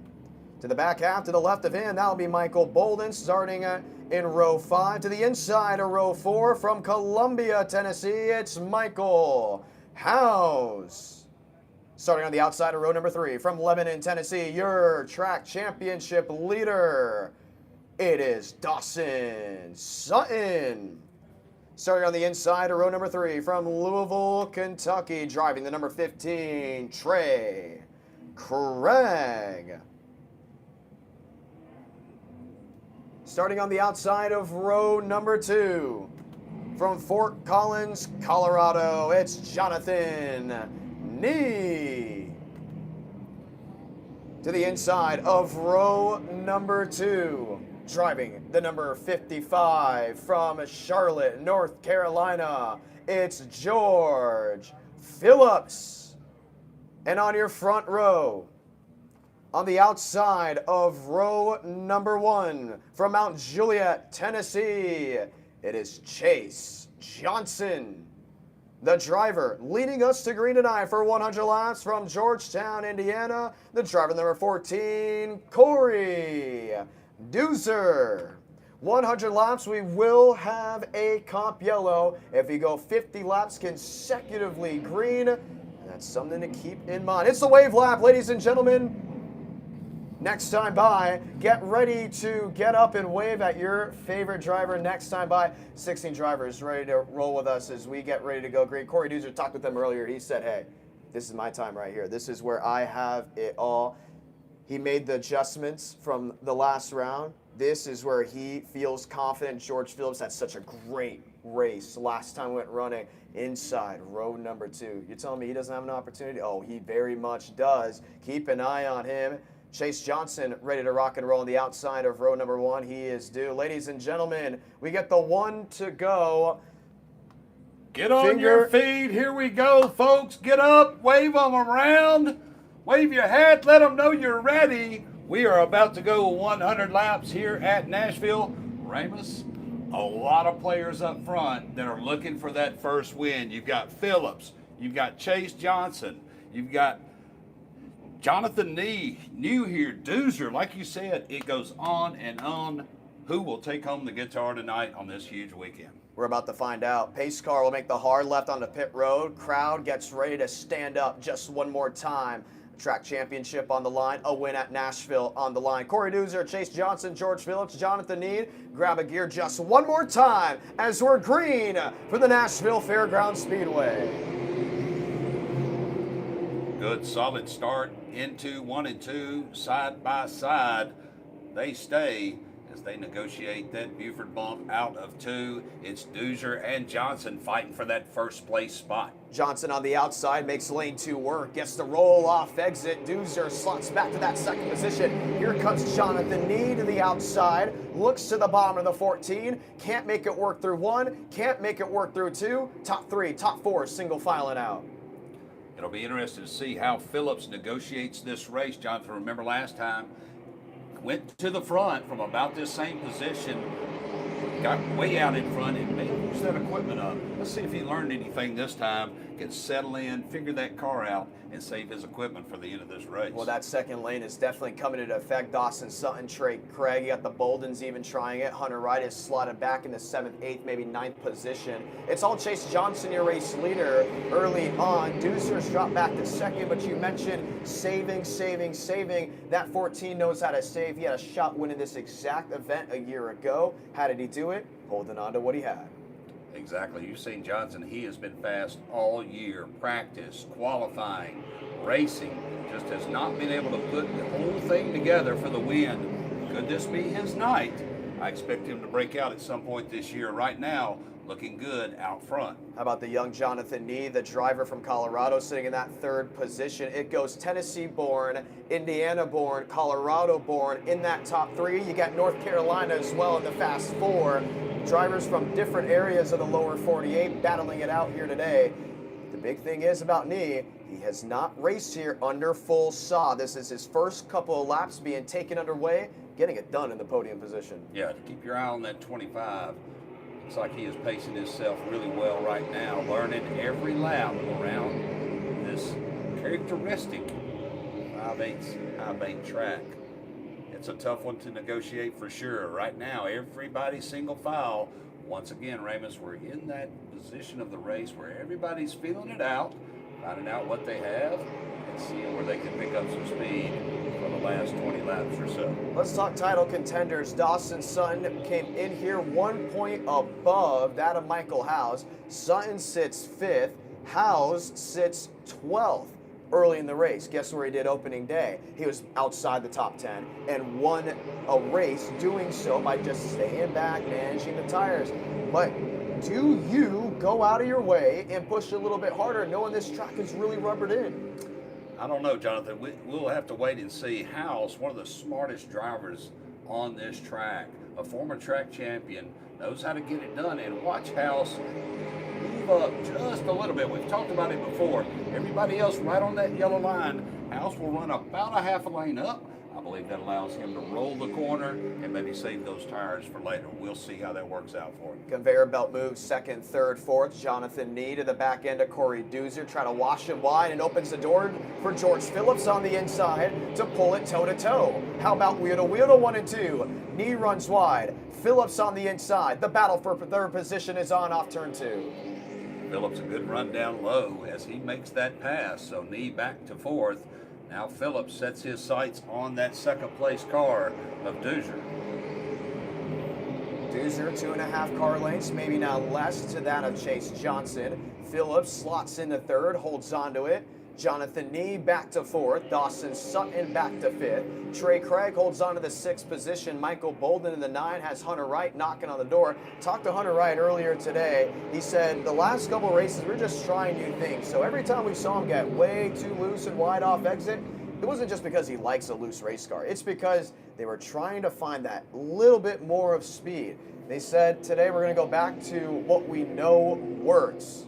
That's exactly why you saw him jump from outside the top 10 already up to the 8th, maybe now the 7th position if he can get to the inside of Michael Bolden. He's thinking about it, he's looking at it, but I don't think you want to count out that 29 at all. If he says he's working on something that he knows has worked from times past, he's going to go to the front. You better believe him because he has won races here. He has battled for this championship early in his career. This is only about the 3rd or 4th year that Hunter has been in a pro late model. Like I said, he has wins and knows how to get it done here. So, single file still, it's Johnson, Doozer, Phillips, Nee, and Sutton, your top 5 as they pull up on lap traffic. That's Brian Gray to the inside, and the number 3 machine slots to the bottom. His first race here at Nashville Fairgrounds Speedway. It's allowed Corey Doozer to close the gap just ever so slightly, still about 2 car lengths, maybe a car length and a half. The difference between 1st and 2nd. George Phillips did something last race that woke everybody up. He passed Dylan Fetcho, then pulled away from Dylan Fetcho. When we talked with the team earlier today, they said the car he's running has won the most pro late model races at the Nashville Fairgrounds Speedway in the last 2 years. So yes, equipment may have a little bit to do with it, but you can't count out driver skill. For him to come out here in his first start and pull away from the former track champion, whoa. Yeah, very impressive, and he has wins all over the country, so it's no doubt that soon he will find his way to victory lane here at Nashville. As we see the 2nd and 3rd place car now right up on Johnson as they work lap 18 of this 100 lapper. Doozer's really taking his time. He knows he has a piece to go up there and clash that with the Chase Johnson 20, but has to worry about George Phillips. He's not just another driver to come out here and contend. He's someone that wants to be a race winner. week in, week out. Can't keep out also Jonathan Nee in that Rackley War 25. Dawson Sutton is back there in the 5th position. In the 24, Trey Craig has really been getting quicker as the weeks have gone on. But for Corey Doozer, he knows this position. Just last year he was in, ended up being a bridesmaid because he pushed just a little bit too much. He's learned a lot from then. They have the same setup out there. They've figured out that car. Don't count out that Ford. It's going to be mighty quick once we come down to 3 to go. Just another note, Ramus, not people really don't think about this, but right now as the sun sets behind this grandstand, as they come through 3 and into 4, that sun is directly in their eyes. And trust me, as a former driver here, it's a little tough at this point. If you don't have a tinted visor, which a lot of these guys don't, makes it a little scary right there to really be on your toes as you go through those corners. Now that sun will drop and that will go away, but right now, they look directly into that sun as we see Doozer pull right up on the bumper of Chase Johnson. You know what's another key element? The fact that the sun is there and setting, it has shaded out this entire front stretch and even parts of turn 1. That will cool down the track temperature just enough that may play in the favor of some of these drivers. We may be hanging out in the grandstands trying those adult juice pouches from Big Machine Vodka, but these drivers in there know every single lap this track is going to change just a little bit. You got to adjust on the fly. You got to hold on to it. Chase Johnson, Corey Doozer, I'm not saying they're logging laps, but I'm telling you, Doozer is experimenting. Do not look away from that bright 14. Yeah, absolutely. This track, more than any other, has a lot of character to it, and it will change. You don't think it's a big change, but it really is. It can drop the temperature 10 degrees on this front stretch versus the back. So we'll see how that plays into this race as we work lap 25. Also, Ramus, we got to think about these guys usually run 100 laps straight through, no stop. So tonight, they'll be stopping at lap 50. We'll have to see how that plays in to their strategy to win this race tonight. It's going to be very interesting. I think Doozer understands that. But another thing that Doozer understood, and I'm going to continue to talk about him all night, he said, I like the white car because it's not as hot compared to the all black car. I said, what do you mean? He said, see this part of my car? Touch that. I touched it. Wow, that's warm. Now touch this part. Oh, wow, you actually feel the temperature change. He said, when you're in the car and it's 75 degrees outside, sun, you're enjoying yourself, it is over 100. You can get up to 110. Just 4 degrees of temperature can make it just a little bit better for him as a driver, a little bit more comfortable to stay focused in those final 10 or 15 laps. I know exactly what he's talking about, Ramus. My first year, I had a solid black car. I never ran one again.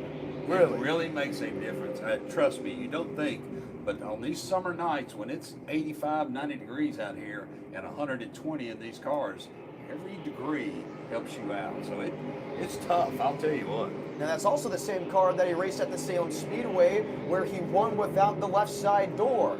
So keep that in mind. If that car was quick there at Salem, it's going to be very quick in Nashville. You go back to George Phillips, you may be saying that 55 looks pretty familiar. That is Jackson Boone's 55, well should we say 7, rebranded to the 55. Jackson running a limited schedule this year at the Nashville Fairgrounds Speedway. He's a former track champion. He's allowed George Phillips to take reign of that car. I'm telling you, that kid, I don't even want to call him a kid because he's a stud. He is dang fast. And I'm going to say it exactly like that. Keep an eye on him because if he continues to race week in and week out, continues to get quicker, stronger, faster, he's going to be right up front doing exactly what he needs to do. Yeah, obviously that car is fast. Jackson Boone, a former track champion, has won many races here as well. So we know that Phillips has the equipment. And I'm just seeing now Phillips taking a little different approach to this race, Ramus. By the time he raced this deep in the race last time, he had passed 4 or 5 cars and it checked out. Now, I think he's pacing himself, happy to be right there in 3rd. Let's get through this first 50 laps. Let's make a little adjustment, and then we'll go racing for that guitar. Now that may be because it's a day race compared to a night race. When it's a night race, the track's a little bit cooler. You can make those aggressive moves. The car sticks a little bit better. When it's in the day conditions, you don't have that luxury. When we raced opening day, it was hot, really, really hot and slick.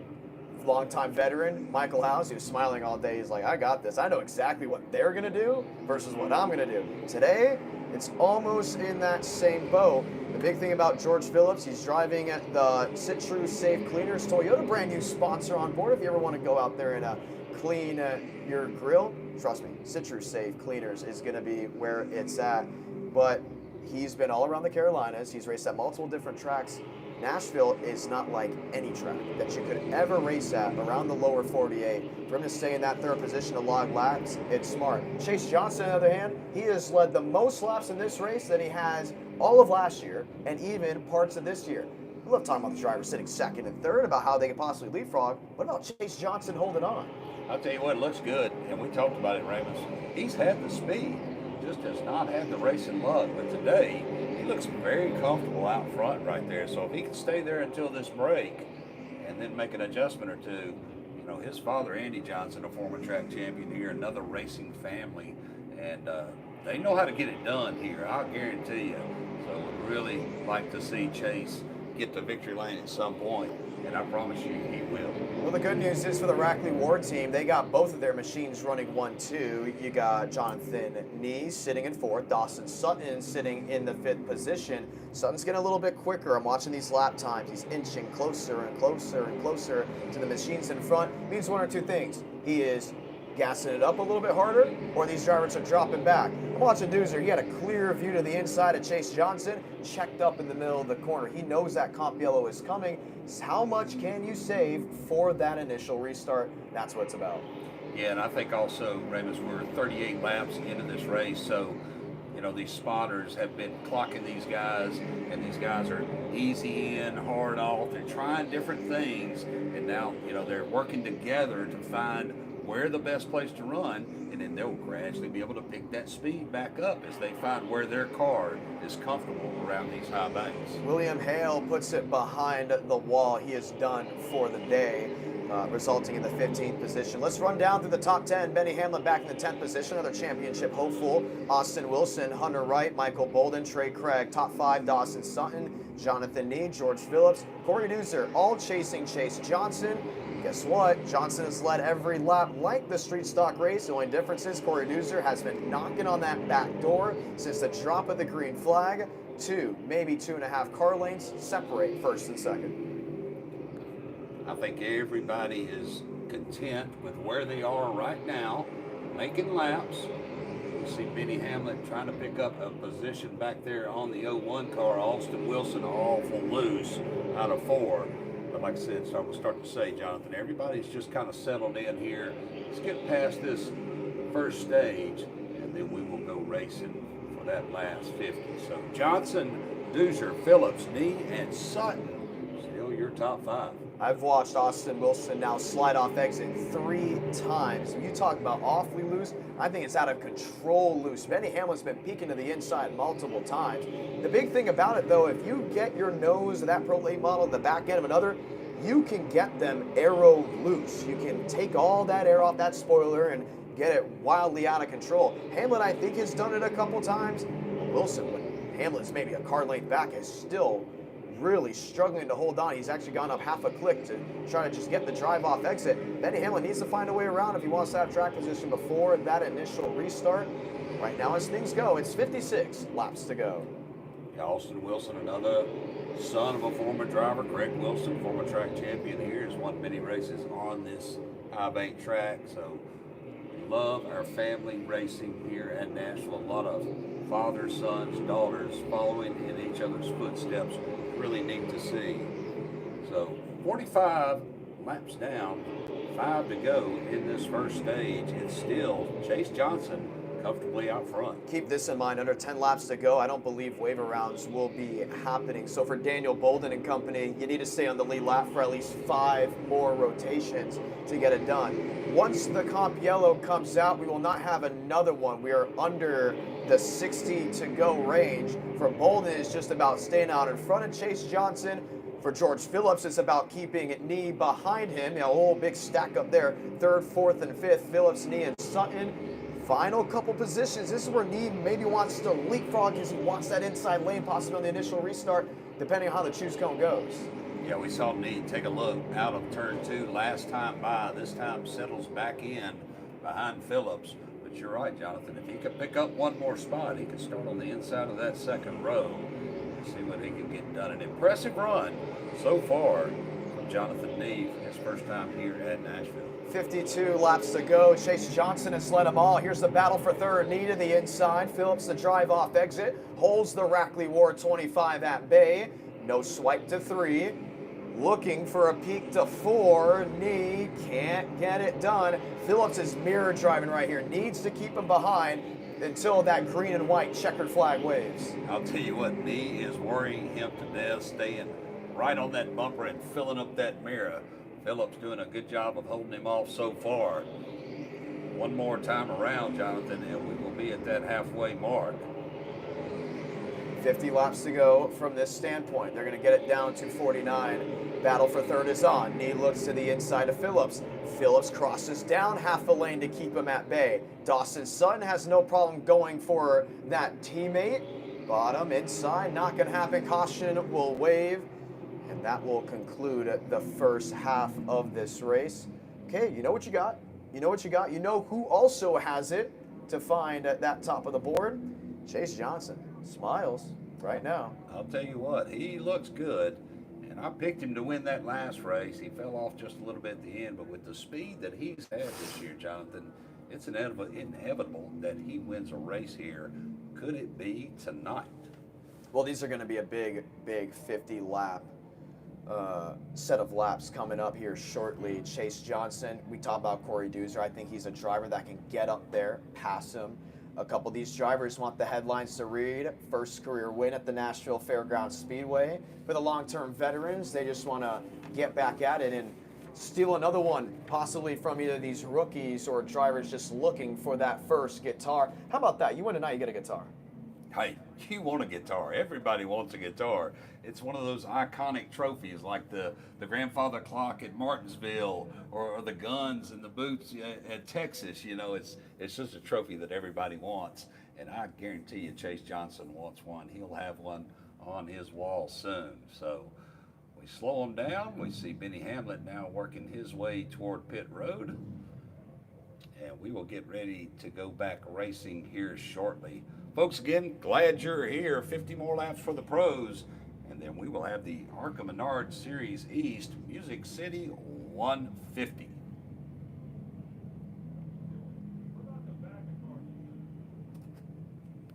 We're going to have a great race to the end. He has it. I'm telling you. My money's on Doozer. You think? Oh, yeah. Let's see. I predicted Chastain. I predicted Jesse Love. I'm taking Chase.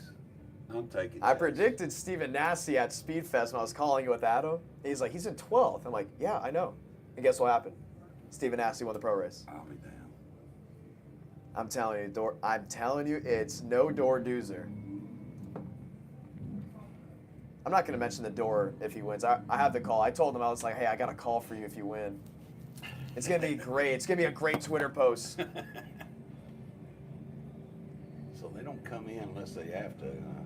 So these guys get their spot back or they go to the back? Of course, it really don't matter. They're all toward the back anyway, I guess. Kind of surprised Michael House back there so far, too. I know. I think something's really wrong. He didn't look happy in the pits. Is that right? I wanted to speak to him, but they were getting to work non-stop.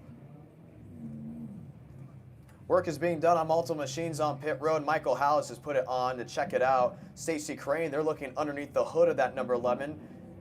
Austin Wilson, we talked about how loose he was. They're making some quick adjustments to that machine. Michael House at second in the points. He needs a good run here tonight. He's not far off from Dawson Sutton.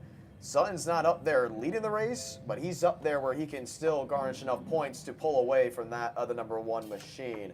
Other drivers on pit road, we talked about Bolden, Wilson. We also have Gray on pit road in that number 3 machine, checking things out. It's not like the street stocks. The drivers aren't going to come out of the car and work on them, but they're going to have their crew go to work because it's time to get back to battle. When we get back to racing, it'll be 50 laps of thunder as the sun starts setting from Middle Tennessee. You're watching live on Track TV Racing America at Nashville Fairgrounds Speedway.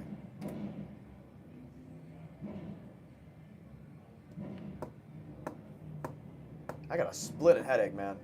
You really? I don't know how. I'm fine. I can call it the end, but dang, I feel it. I think I got some ibuprofen in the car, dang it, but I don't have any up here. Oh, my parents are here. I know my mom has it. They put her in the suite. Did you see? So is she we up were there? calling the stocks race. I saw my dad over there waving through the window. I was like, oh my gosh. I was like, oh my gosh, they put him in the suite.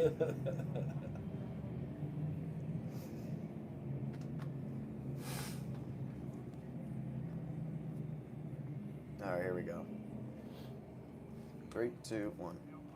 Cars back on the racing surface as we get ready to line them up and go green. Chase Johnson has been on it non-stop. Well, you got the youngster of George Phillips. You got Jonathan Nee. You got Dawson's son. Can't leave out Doozer. Can't leave out Trey Craig, the driver out of Louisville, Tennessee. He has been, I feel like a tiger in the tall grass, just waiting to strike on a victory. He's been a long-term driver here. He's got a ton of laps under his belt. Is today the day Trey Craig goes to victory lane? Inside, outside will soon be decided on the choose cone. We'll be soon to go green, John. A lot of drivers looking for that first win up front.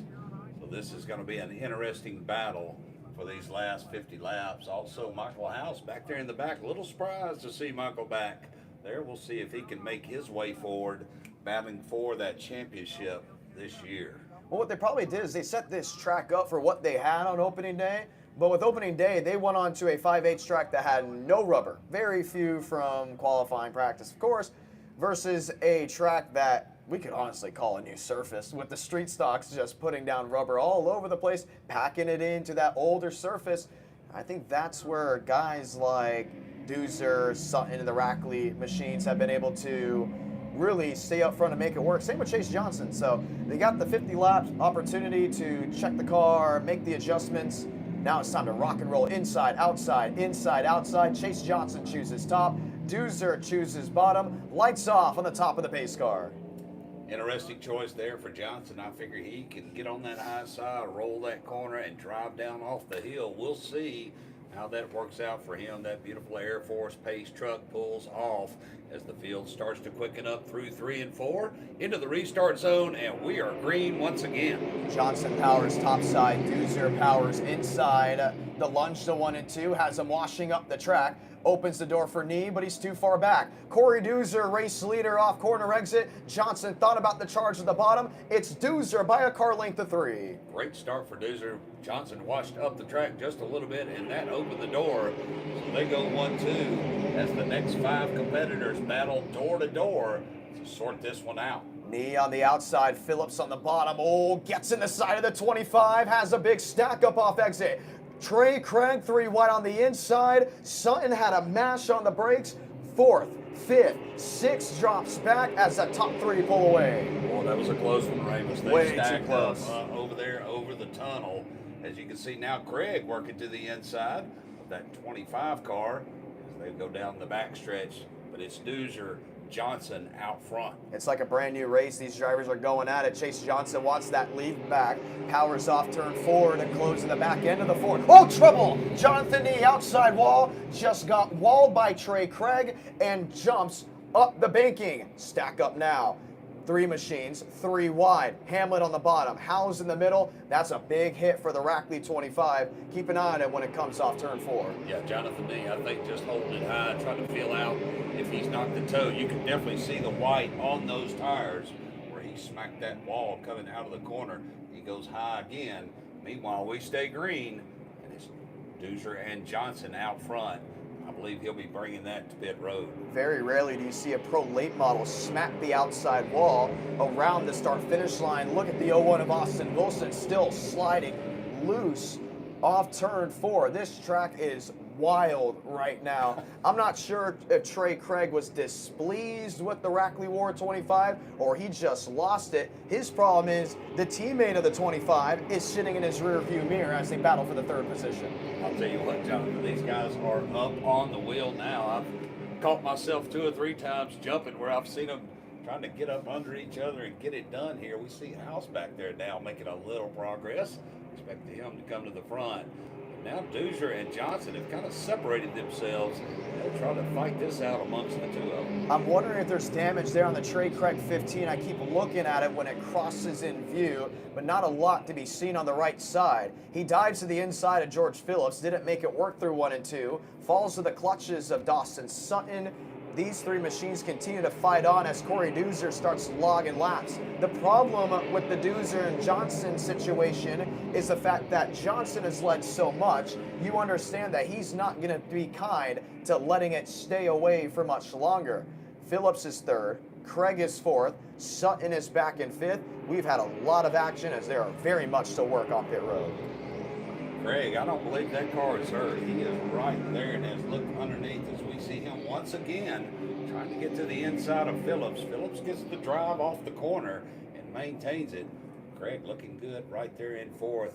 Another side note, back there in 8th place, there is that silver bullet we talked about, Michael House. He's picked up several positions, Ramus, and now trying to make his way up through this field. Only 2 positions separate the 24 to the 1, which is going to be big for a championship battle. Trey Craig's to the inside there, George Phillips. Phillips washing wide, very wide, loses 1, loses 2, tries to get the second spot back, but it's not going to work to turn 1. Craig gets by and brings the 24 car of Dawson Sutton along with him. That was my mistake. So Phillips back to 5th now. But once again, Dozier and Johnson really starting to pull away from this field. We'll see if these guys can catch up and make this a battle of more than 2 cars. But Johnson right there in Dozier's tracks. It's the Johnson and Dozier show up front, but it's also the Craig and Sutton show for the 3rd position. Phillips drops back to 5th. He's right now mired in a position where he's not falling back to Hunter Wright, who's now closed on in, but he's not closing into the drivers up in front of him. Watching the 1 machine of Michael Howes, he's getting every spot he can. Jonathan Nee back on the racetrack on the apron of 1 and 2. He looks to just finish this one out. Howes picking up another spot. I'm telling you, he's working his way toward the front of this field. If we stay green, Ramus, it's going to be tough for him to make up all of this track position. I'm starting to see a tire rub out of the 25 on the right front. It's really smoking now to the high banks of 1 and 2.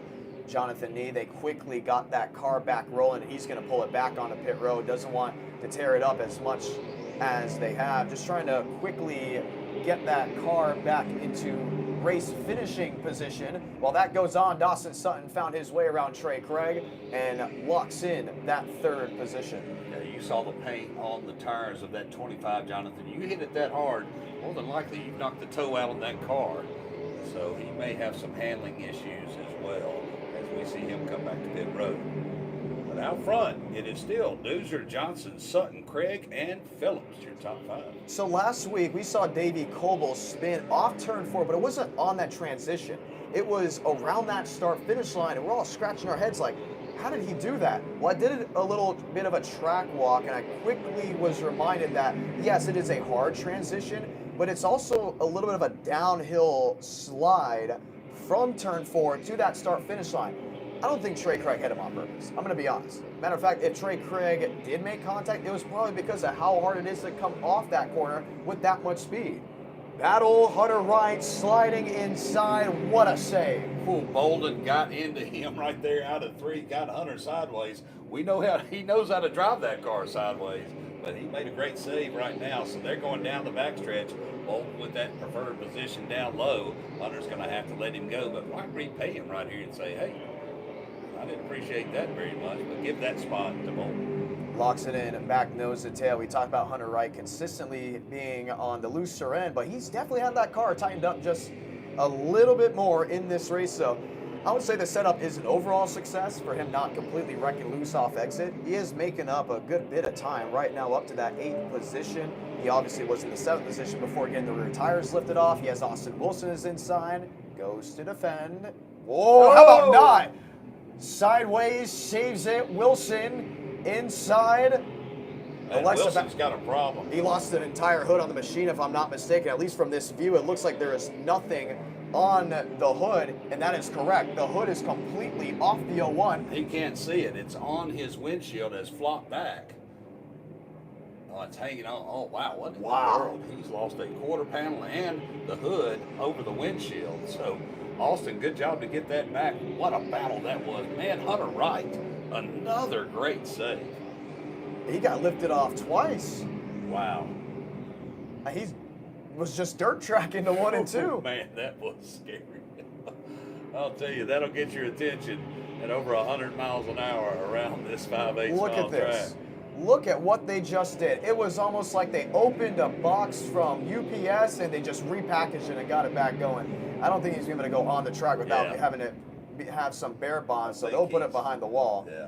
But Austin Wilson's day will come to a close. Up front, Corey Deucer is leading with 26 laps to go. The driver out of Indiana is loving what he sees. Drivers in his mirror, an open racetrack out in front of him. Is today the day? I'm not going to say it because I remember last night. I'm not going to say it. You know what I'm thinking. The old announcer's jinx. Don't do it to him. But right now, he is looking good out front, all alone. These cars have kind of separated themselves. Like I said in that first race, I know 4, 5, 6 cars that like to see a caution right now, but I know one that doesn't. That's Corey Deucer. He looks good out of that corner and has that car painted on the track. If he can hold that line for 23 more laps, he's going to pick up that guitar. How about Dawson Sutton, the Rackley War Machine, in that 3rd position? He has quickly caught the 20 machine of Chase Johnson. Now, Dawson's looking for his first career win at the Nashville Fairgrounds Speedway. As much as Johnson and Deucer, he is closed in, and I mean big time. 23 laps to go. They're about 2 seconds back. With how much the fall off has been, don't count him out if he can quickly and swiftly leapfrog the 20. Yeah, Sutton right on the bumper now of Johnson. Johnson holding that car down low, and it's going to make it tough for Deucer to get by. We'll see how that shakes out. As they go down into 1 and 2, Deucer again looking a little high. He's just trying to worry Johnson, keep that mirror full and force him into a mistake that will give him that spot. Lined up, nose to tail, 3 and 4. This is the battle for the 2nd position. Chevy on Chevy. You're used to seeing the 26 machine, that of Dawson Sutton, but they have that template late model ready to go for the ASA Stars National Tour. He's also gearing up for his first ever start in the NASCAR Craftsman Truck Series later this year at the North Wilkesboro Speedway. Quick move around Chase Johnson, lock in Dawson Sutton to the 2nd position. Yeah, Sutton got positioned down the back stretch, and I think Chase saw that and just allowed him to go by. Nothing Chase could do at that point, so he'll settle into 3rd there and see if he can make his way back up to the bumper of the 24. Meanwhile, Deucer flat checking out on these guys. Wants to get away, continues to get away. Still 2 seconds the difference. I look towards the back half of the field. George Phillips has dropped back significantly. Maybe an issue, maybe the tires going away from him. This is his first race in the day at the Nashville Fairgrounds Speedway, 2nd overall in the year 2024. Deucer has got 2 seconds and change over Dawson Sutton. We'll see this time by if it improves. It doesn't. This is looking great for the driver out of Indiana. Yeah, just holding a real nice line around this track. Now has a good, almost a half a straightaway lead on 2nd place. So now Deucer can actually just kind of settle in. His spotter will let him know where that 2nd place car, he can back it up just a little bit, save those tires, and then if he needs a little something at the end, he'll have it. So Deucer looking good in this one. Laps fading away. We're down to 17 laps to go. When was the last time a driver outside of Tennessee has won at Nashville? It feels like forever ago. Hunter Wright just got a hit in the back end by Dara Bolden. That is now the 3rd time he has been lifted up in the middle of a corner. Something has got to be wrong, and I think a couple people are probably not too happy. I'll tell you, Hunter's, he has struggled with handling on that car as they work down in 1 and 2. And you can see Bolton is all over the rear end. Now he looks to the inside. He's got the momentum down the back stretch. Hunter's not going to be able to do anything but back off, let him in, and then try to get him crossover or something. But yeah, Hunter Wright just really struggling with the handle on that 29. Now we've got a race between Phillips and Sutton. As Sutton pulls up into 2nd. The big thing about Sutton is he actually closed in on Doozer while Doozer was navigating lap traffic. It was a 1/8 the difference. When Sutton went wheel to wheel, went back to 2 flat. We'll see this time by with 13 laps to go on the pylon. It's still a 2 flat. So he stopped the bleeding for the most part, but can you make 2 seconds up in 12.5 laps? I don't know, but I just saw something you don't normally see on this track, and that's Doozer putting a lap on the 29 of Hunter Wright. Hunter Wright, former racer, he's battled for championships, he's won races. You know he has a handling issue if he's getting lapped in a pro late model race. Dawson Sutton's also closed in the 29. Car length back, half a car length back. On the back bumper now, the 29 of Hunter Wright. Wright runs wide, Sutton looks through, will allow these drivers to battle it out with 11 laps to go. Don't look now, it's a second and change, 1.8 back. Dawson Sutton is closing in. These two were in this position just a year ago. They lost the Arcanite race to none other than Jackson Boone because they were fighting so hard. Will history repeat itself with another driver, or they're going to clash it out with the laps fading away? Doozer now working around the lap car of the 09 of Bolden. Sutton can see him. I don't know if he can get to him. Now there is a good battle between Johnson and Craig down the backstretch into 3 for that 3rd place spot. It's been such a fight for both these drivers to get to this point. Sutton now a second and a half back, closing in. He is consistently chipping away at the lead there at Corey Doozer. It's hang on and hold on with 9 to go. Will be 8 laps to go. I'm not counting out that 24 just yet. It may come down to about 3/10. We'll see. But I'll tell you what, he's going to have to do something really special, or Doozer's going to have to make a big mistake. We've only got 8 laps to go here, and Doozer has a nice lead. Meanwhile, Craig was able to get by the 3rd place car of Johnson. So Trey Craig now into 3rd, Chase Johnson back to 4th, and the 55 now in 5th. Top 2 separated, 2nd and 4/10 now. The difference, make it 6, 6.5, 7 car lengths maybe between Ford and Chevrolet. You look back at 3rd, Trey Craig, nearly 6 seconds back, out of the equation, out of the question, 6 laps to go. The difference, 1.3. Time may be running out on the Rackley 24. It may be celebration for that of the number 14 with this final leg of the race. Sutton has definitely made up time on him, Ramus. He is closer as we get toward the end of this race. Another note, Michael House now getting around Hamlet, and Michael House has worked his way into the top 5 on the back of this field. I knew it wouldn't be long. Just a lot of track position for him to make up, but he is definitely fast here in these last few laps. A second, the difference now between the top 2. The sun has set for the most part. We're in the late afternoon hours, golden hour here in Middle Tennessee. 4 laps to go for Corey Doozer. 4 laps to go for Dawson Sutton. If they've got something to work, it's got to come out now. You've got to give it all you have now, because we are only 3 laps away from this checkered flag. And Doozer still maintaining that lead. Sutton can see him. I just don't think he's got enough to get there. Doozer's got 2 cars to navigate through. That will be one of the Boldens, and it will be Gray there in the number 3. Jumps to the outside, gets away from him. 2 laps to go here from Nashville. Gary Davis throws 2 sticks to the air 2 more times around for these pro late models. Can Doozer hang on and get him done here? I think he can. Sutton doing all he can to pull up on him, Ramus, one more time around. What a time to be at Nashville. It's golden hour in Middle Tennessee, and this team has fought through so much to get to this point. From the back half of the field to the front half of the field. Let the headlines read, Corey Doozer, first career win at the Nashville Fairgrounds Speedway. Dawson Sutton second, Trey Craig third, Chase Johnson comes fourth. Here's the fight actually now for the 5th position. Hamlet, Howes, Hamlet gets him at the line. It is going to be emotions in victory lane. I can tell you that. Congratulations to Doozer. That young man that deserves this victory just had them covered today. I mean, had them covered and was able to hang on.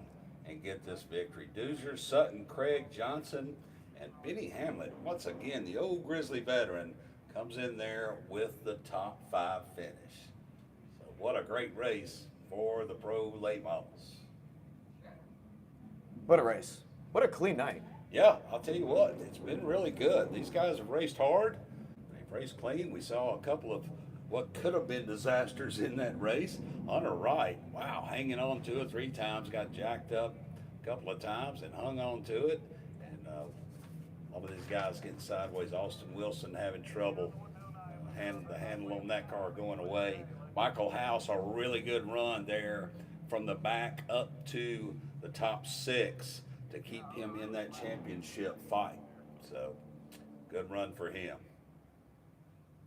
But right now, it is all Corey Dozier down there in victory lane.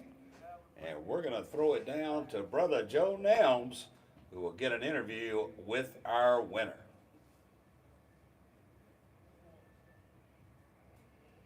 He's on his phone. Don't worry, I got music. That's cool. That team's been through so much, man. I love it. Let the headlines read. Let it read. Come on, Racing America. I know you want to use that term.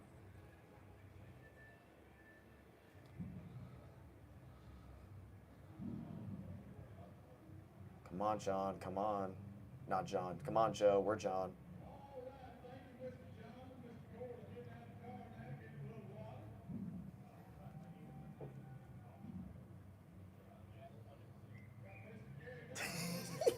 He's getting out the car.